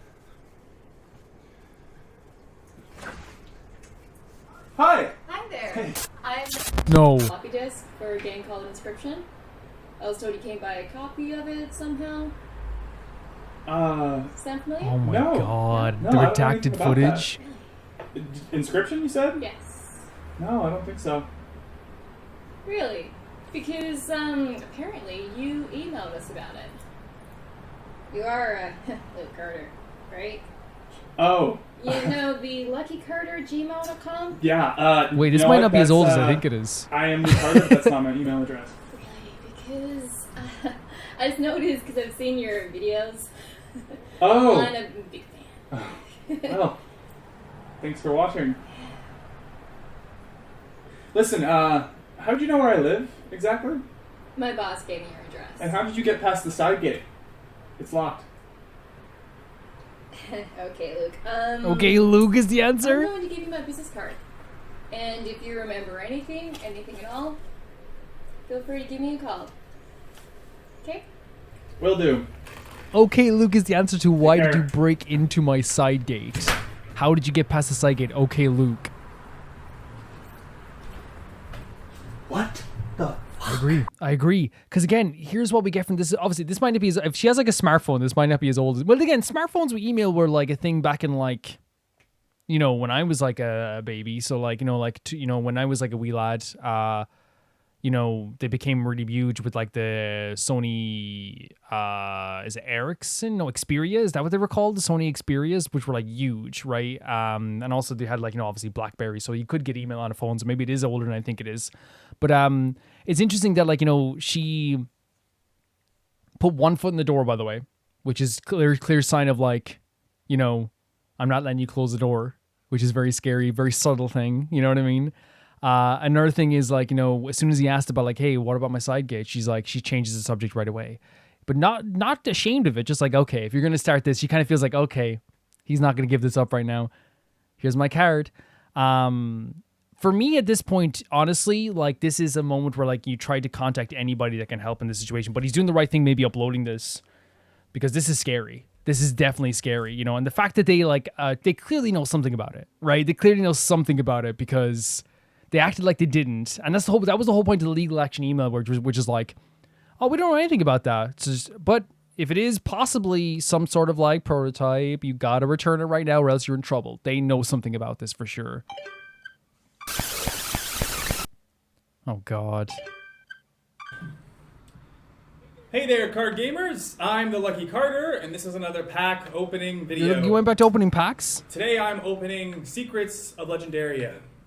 Hoping for that sweet, sweet foil bounce. So what's so interesting about this as well, this is just like, again, he's doing old YouTube very well. I don't know if like this is supposed to be modern times, just the way the camera is and like the way that his computer was.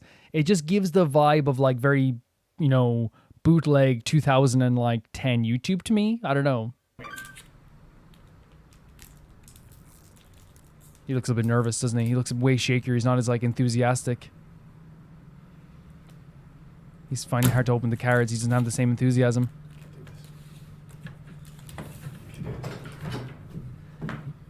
They've stripped away the thing he loves.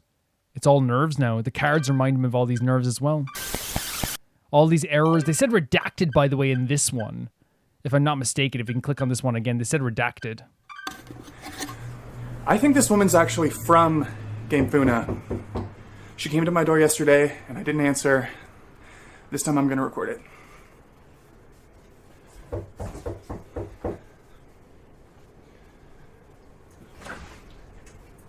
Hi! Hi there. I'm Redacted. for Foot in the a door. Inscryption. So someone redacted this intentionally so. Right? Someone redacted that intentionally so. And now we're back into this video as well. Very scary stuff. That shows me that the people who made this card game are aware of this game in some way, shape, or form, and it is way darker and more dangerous than we think it is, which already has the vibes of something very dark and dangerous, of course, like 110%. It's found in the woods. It's like a cryptic like game with like, you know, that went from like, that felt like a horror game that went into a 2D open world RPG. The characters didn't feel like they're very like, at the very least, like feeling like they're like endangered in some ways. It is a terrifying, unnerving game, right? I think that's one thing that we can definitely get from this too. But in this case, we have like this stuff with the card company knowing it. He's no longer himself. He's feeling probably more paranoid. He probably doesn't feel safe. It's very, very interesting as well. In terms of the deck as well, but before we go any further, I want to take everything out of the deck again and maybe just go for more of a skeleton deck. This is not a bad deck for just doing quick damage. So we might keep it a little bit, but I kind of want to take away some cards as well. Like maybe do, because I like the idea of doing a skeleton deck. So should we try that out? But then again, it's like, I don't think we can do like great damage with that. That's the problem. Right now, at least. But if we maybe try, just do like a skeleton deck.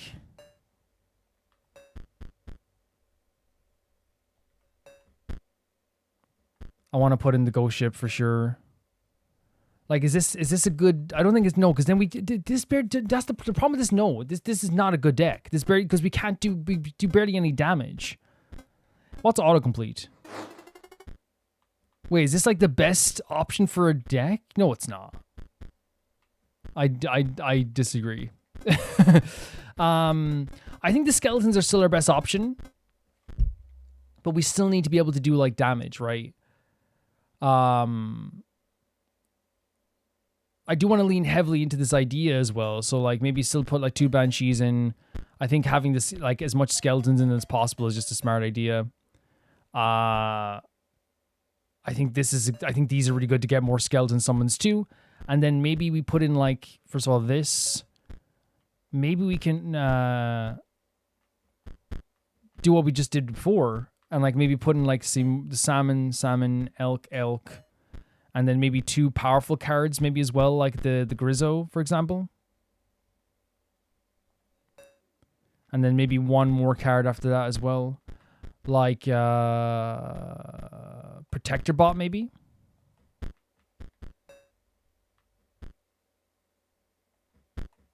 We could try that out for sure. So now we have both these as well. And they said, by the way, Grimoire said we might have a choice to change if you wanted, like, what scribe you want to take over. So she's clearly very worried about dying, as you would be. Oh man, she cares about dying? How crazy. But now we don't have anything blocking us here. So we can choose to go to either or here. But really, we probably have time for, like, 1 more duel anyway. So let's, like, see what we can get here as well. Oh, look at this area.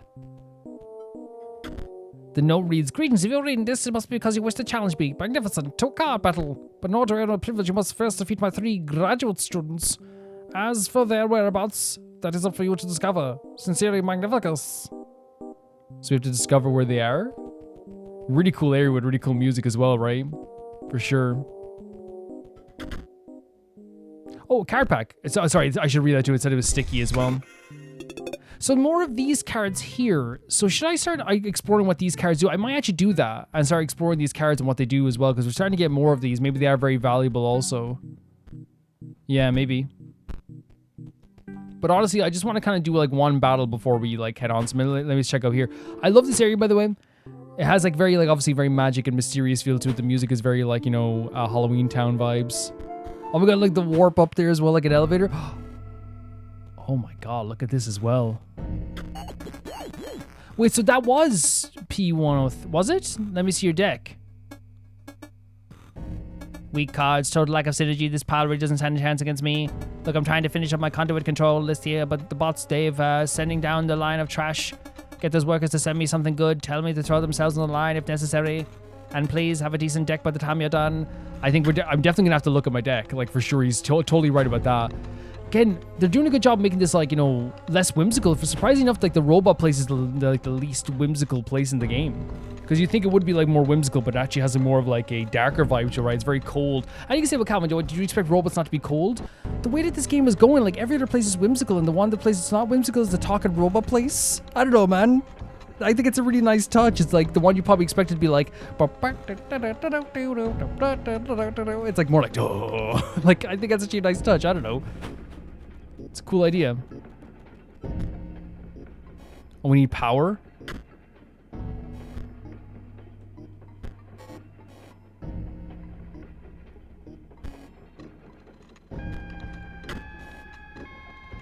We need something else connecting there as well. I guess that works.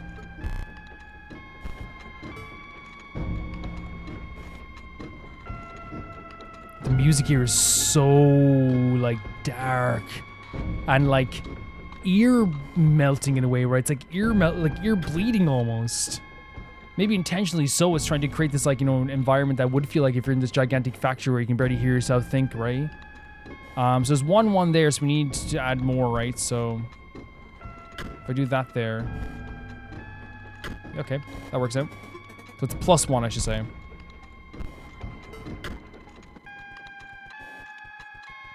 Are you a duelist? Man, the music's so great. It gives a haunted vibe as well, right?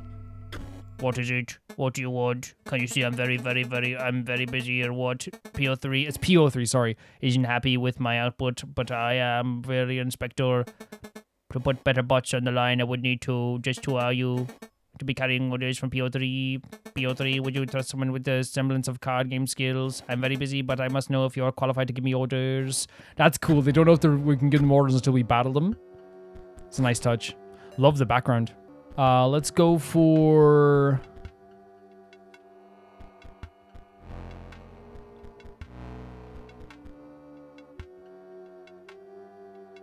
Let's go for...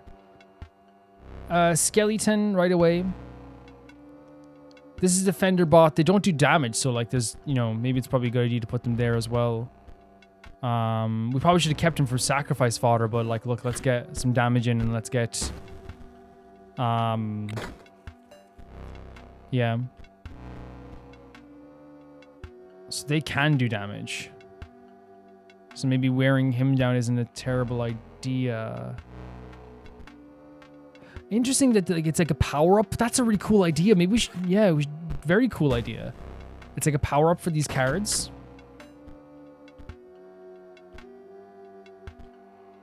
And it connects them there as well.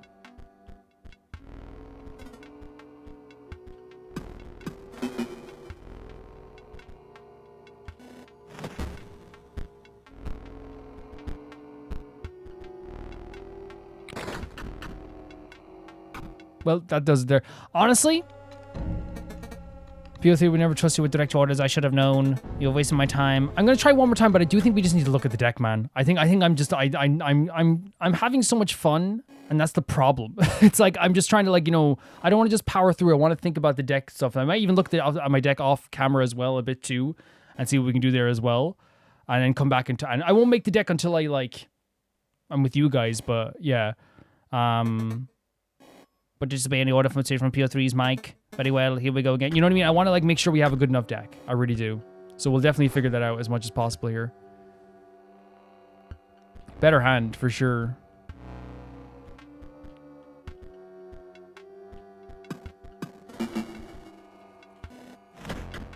Not everything's going to work in the same way as well, you know? Like, it's one of the things we have to, like, figure out the best way every single time of doing things. Getting rid of the battery as well is a good idea as well, so they can't be connected here. So maybe getting rid of the source is not a bad idea. Banshee here.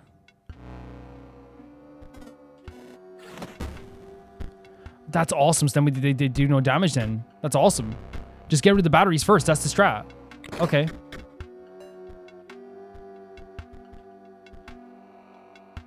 So we can actually sacrifice then and do the elk as well.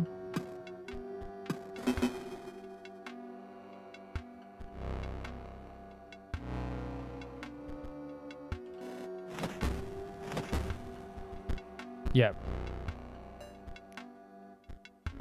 And then... Yeah, okay. It's about getting rid of the batteries. Okay, that's good. But I definitely want to look at the synergy of my deck at some point as well, of course. Because obviously, like, there's... I want to do more bone stuff, but obviously it's a matter of, like, figuring out what's the best way to do things. We can't do anything here right now unless we do, like, we're going to win, so we might as well... We can do it for... I know it's probably a bad idea. But for fun, we could do this, maybe. Yeah, we're going to win right now anyway, so... Yeah. Yeah. That's good. That's good. So, really, it's attacking the batteries is the best thing to do with these guys. Oh dear, your message from PO3 must indeed be genuine. As I mentioned, I am a mere inspector, not an engineer, not the designer. I cannot send new bots down the line, but I can send myself. I am proud to have served PO3 faithfully. Well met, stranger. So did PO3 say he didn't want to be the servant of Leshy anymore?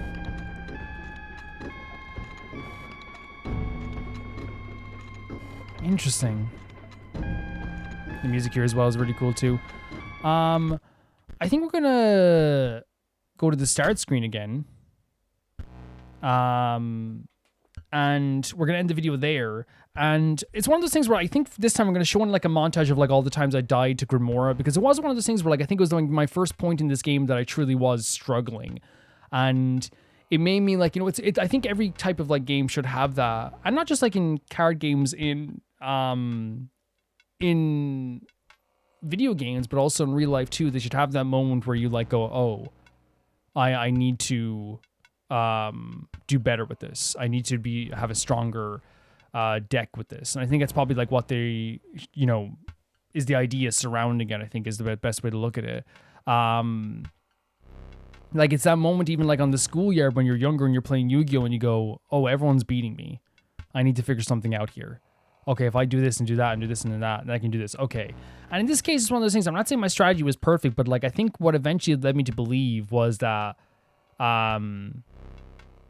because she was attacking me so quickly, I was like, okay, maybe the best strategy possible is to just do as much damage, like smaller damage as quick as possible. Because when we were fighting Leshy originally in the 3D version, we had so many options because of the squirrels and stuff like this as well to just summon big gigantic creatures. But because our skeletons disappear so quickly, we have to summon like smaller dosage creatures as quick as possible. So then just to attack as much as possible, and then using the adder as well to destroy the sarcophagus, taking advantage of the way that the bone hound jumps to space. And at first it didn't work out really well because like we almost won a few times with that strategy, but the problem was we didn't have enough cards. And it might be a bit of a cheap win, but like adding like 3 extra cards to our deck in that moment really gave us just 3 extra turns to do this, right? In the end, I don't even think we even technically needed those 3 extra cards, but technically we did, because no matter what way we won in the end, that's how the strategy we won in the end. But again, it's one of those things where like it makes you realize, okay, every single time we fight a different character, they're going to probably have like a different strategy involved. We defeated Leshy easier over 3 tries because I think Leshy is supposed to be kind of like the first enemy, and also the beast cards we know very well. We know the beast cards like the back of our hand at this stage. With Grimora's cards, she's using a strategy against us where she knows a better version of how we are of our own strategy, and she's using the bone cards really well. So we had to figure out the best way to get rid of those cards as soon as possible and not take massive damage. And in the end, I figured it out, but it leads me to want to go back to the drawing board and be like, okay, let's figure out what's the best cards to use here. Let's figure out what the best strategy is here. And just have a really good synergized deck. 20 cards so that we can figure out the best way to get out cards as quick as possible. I kind of love the bone deck stuff, but like maybe it's a thing where like it's not always going to be the best option in the world. We'll see. Because we've gotten other cards too. We've got like the other cards, like now we have magic, the wizard cards or whatever he's called. I keep always forgetting the names. That's the problem. I know Grimoire obviously now in Leshy and stuff because in PO3, but Magnicus. But yeah, we're getting cards from different areas. So I wonder if it's a thing by the end of this. Maybe we'll have a mishmash of all the different genres of cards and try the best way and the best strategy of using them. Because I think, like, in my mind, when I do Yu-Gi-Oh, it's like, oh, I really want to do, like, a Blue Eyes deck or a Cyber Dragon deck. The deck I always used for stuff was Cyber Dragons was, like, my favorite thing to use. So, like, I was, like, using Cyber Dragons. But, like, it's one of those things where I think their mishmashing was, like, the best option possible. So we will have to maybe come up with an idea of, like, how we can do this, like, in a better fashion. Possibly. I'm thinking.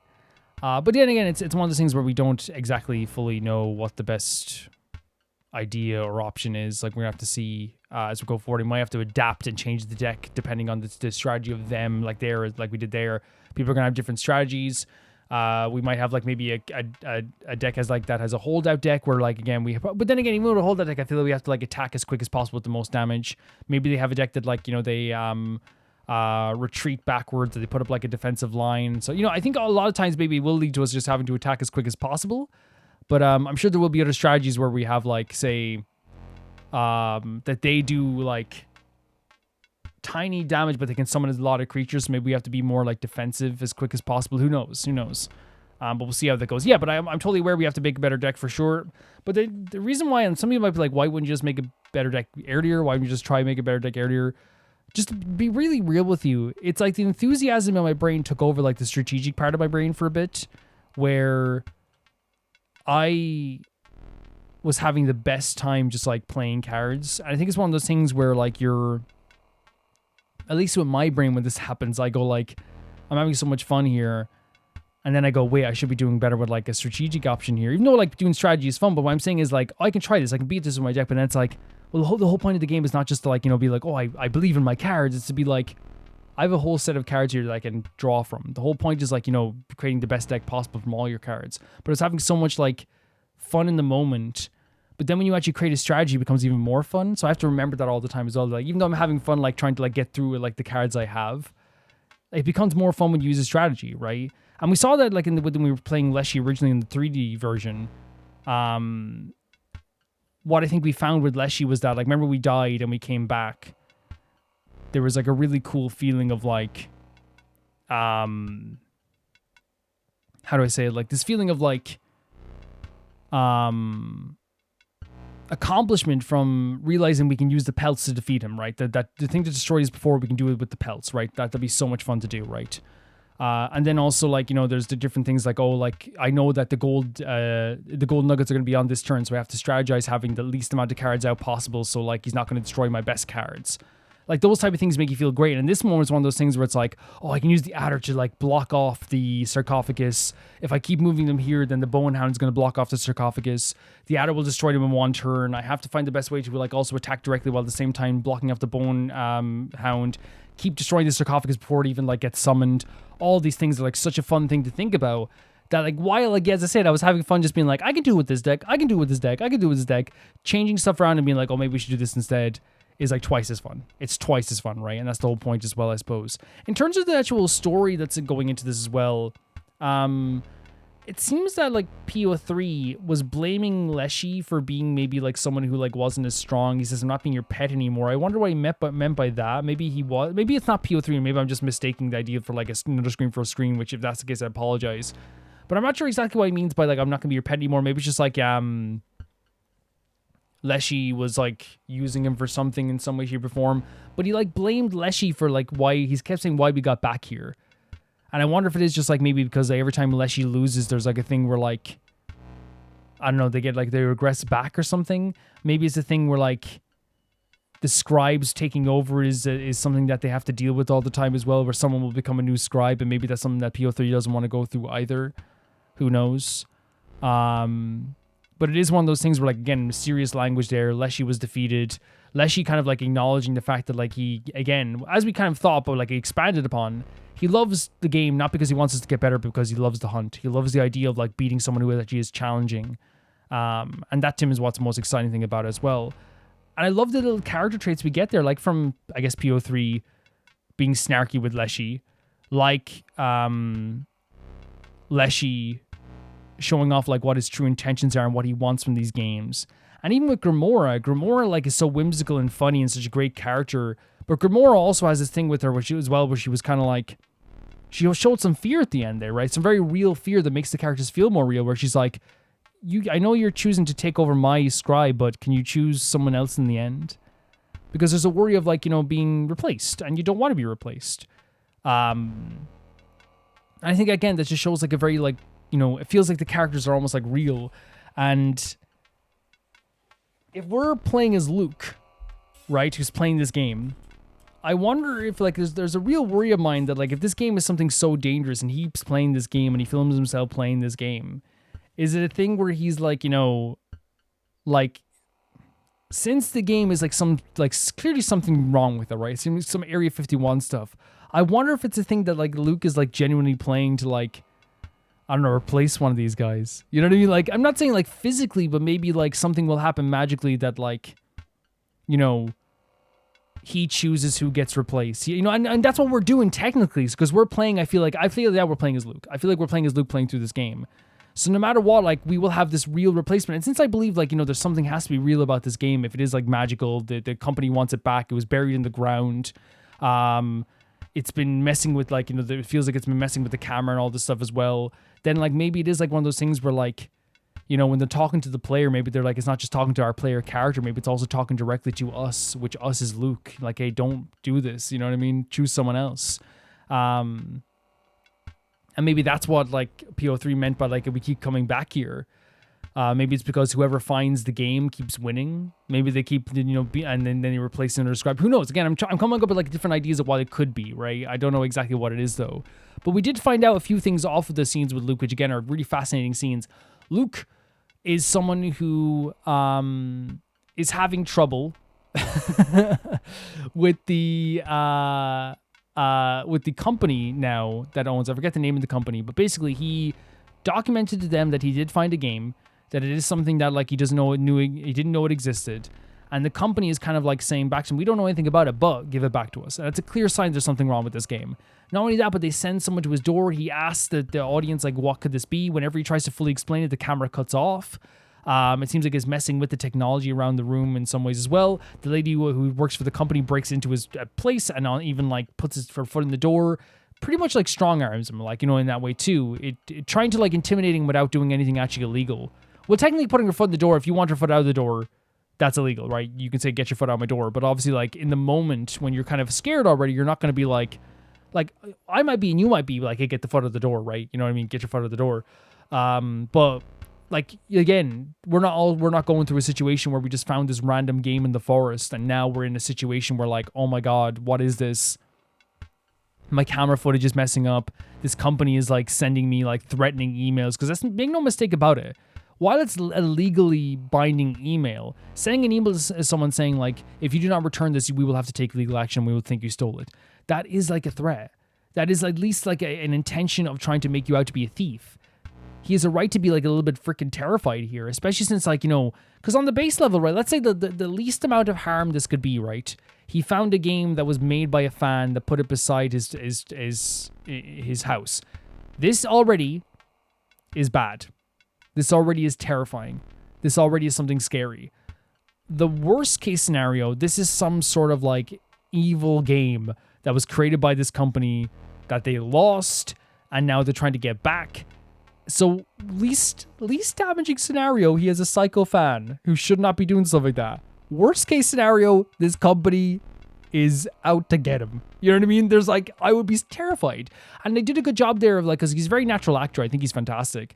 Of when he picked up the packs to open it, this is something he enjoys. It's passion. It's something he loves. He loves opening packs. He made a YouTube channel dedicated to it. He's doing the old YouTube style of like, this is my passion and this is what I'm making stuff about. He goes to open up a pack and stops. That to me is, in my view, clearly showing that he is like terrified of the situation surrounding this. He's terrified of the idea of what this could be. And it's infecting every part of his life.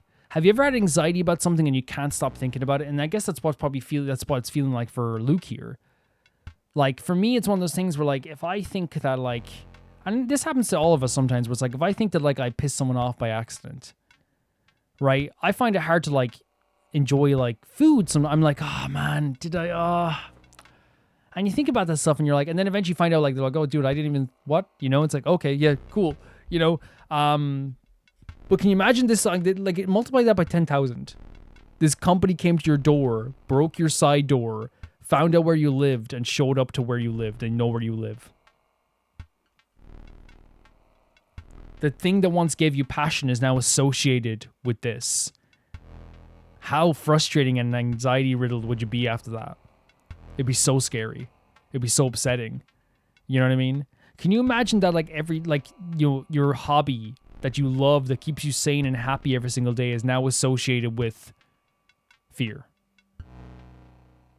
Terrifying. Absolutely terrifying. I do like the touch that the camera's running out of battery, which almost makes it feel like he's filming the screen, very old school YouTube style, you know what I mean? Very like old, like Dark Side Phil, I guess, you know what I mean? And just like Dark Side Phil, Luke did nothing wrong and everything correct. But in this case, he actually didn't do anything wrong and everything correct. Like, he did do everything, like, he's not doing anything wrong. He did everything by the book. He actually didn't do anything wrong, you know? I hope someone gets that reference of the, like, I did nothing wrong, you know? I did everything correct. Yeah. But like, that's what it seems like to me. Like, Lucas has done nothing wrong here. He's done everything by the book. And now he's expected to be punished for it because he did everything by the book. It's scary. Right? It's very scary. Like, if I'm Luke, I'm terrified. I'm absolutely terrified. I'm afraid to, at that point, I'm afraid to, like, look out the window. You know? And he lives away from civilization. That's even scarier. Right? Because here's the thing, if black vans show up to your front door in the middle of like a residential street, someone's going to see you getting taken away. You know what I mean? Someone shows up in the forest, you know the next time someone's going to find you? The next visit that your mother was going to visit. You know what I mean? I'll visit you in March, honey, okay, Luke? I'll give you a call next week. And maybe that's when, like, next week if she calls and he's not answering probably as well. But then again, like, you know, most mothers probably will call every day, depending. You know, every day, you know, that's probably a bit, you know, much, but my mother calls maybe like, yeah, once every like 2 just to be like, how's everything going? Or text or something. Doesn't have to call. Sometimes it's a text, sometimes it's a call. You know, just hey, how are you doing? You know, yeah. Yeah, it's a terrifying thing, but honestly, again, the aesthetics are amazing. The world building's really great. The mystery surrounding everything is obviously really, really terrifying, but also like really like something that I want to follow and I want to know more about. I think they've done a really fantastic job of making this something that is like, nerve-wracking while also at the same time too being something that is really impressively well done. You know what I mean? Like it's something that like I think that like it's well done in a sense that like it's nerve-wracking and it makes me scared and terrified, but also at the same time too, I think the visuals are so like welcoming and comforting amongst all those like anxiety-riddled things that I think that they do a good job of striking a balance between, oh god, this is a really pretty game that I want to see more of, and like I love these environments and I want to be in them, versus then you look at the Robot Factory and all of a sudden you're like, oh my god, this is terrifying. This has a really like nails on a chalkboard, intentionally kind of like loud, draining kind of feel to it of like, oh my god, the sounds here, you know? It's not meant to be welcoming. It feels kind of like cold and heartless in a lot of ways too. But then again, maybe I'm leaning into like maybe the Leshy a little bit too much by saying the robot's heartless. Who knows? But yeah, guys, that's my thoughts on this so far. We will make a better deck for next time, hopefully. Hope you enjoyed the death montage. But I want to say thank you so much for everyone watching this. Thank you so much for supporting the series so far. It's been really, really fantastic. And also, if you want to see these videos early, you can do so on YouTube members or on Patreon for €1, which is the lowest tier on YouTube members and both Patreon. And you can see Inscryption videos early. 10 out of the 12 Inscryption videos a month will be early. Then you can also, if you want to, check out the other tiers. The €10 tier lets you get your name in the Chunky tier, I should say. Chunky Baby Gangster at €10 will let you see your name go across into text credits every single video. And at the €15 tier, you get to hear your name be read out every single video as well. And that's the highest tier on both YouTube members and on Patreon as well. And it's so, so appreciated also, guys. But I want to say thank you first to the patrons of the highest tier, that being Typharo2, Jamie Bull, Johnny the Banana, The Ghost from Nizuma, Felicious Felix, Yuld, Anusta, Yassassin, True Peanut Butter, Peter Shelson, Leon, Heike Kasparian, Neo Showerite, Leah 200, Malcolm Kunde, Axler21, and at the highest tier, my YouTube members, Blasco and Lusanagi. See you guys soon. Bye-bye.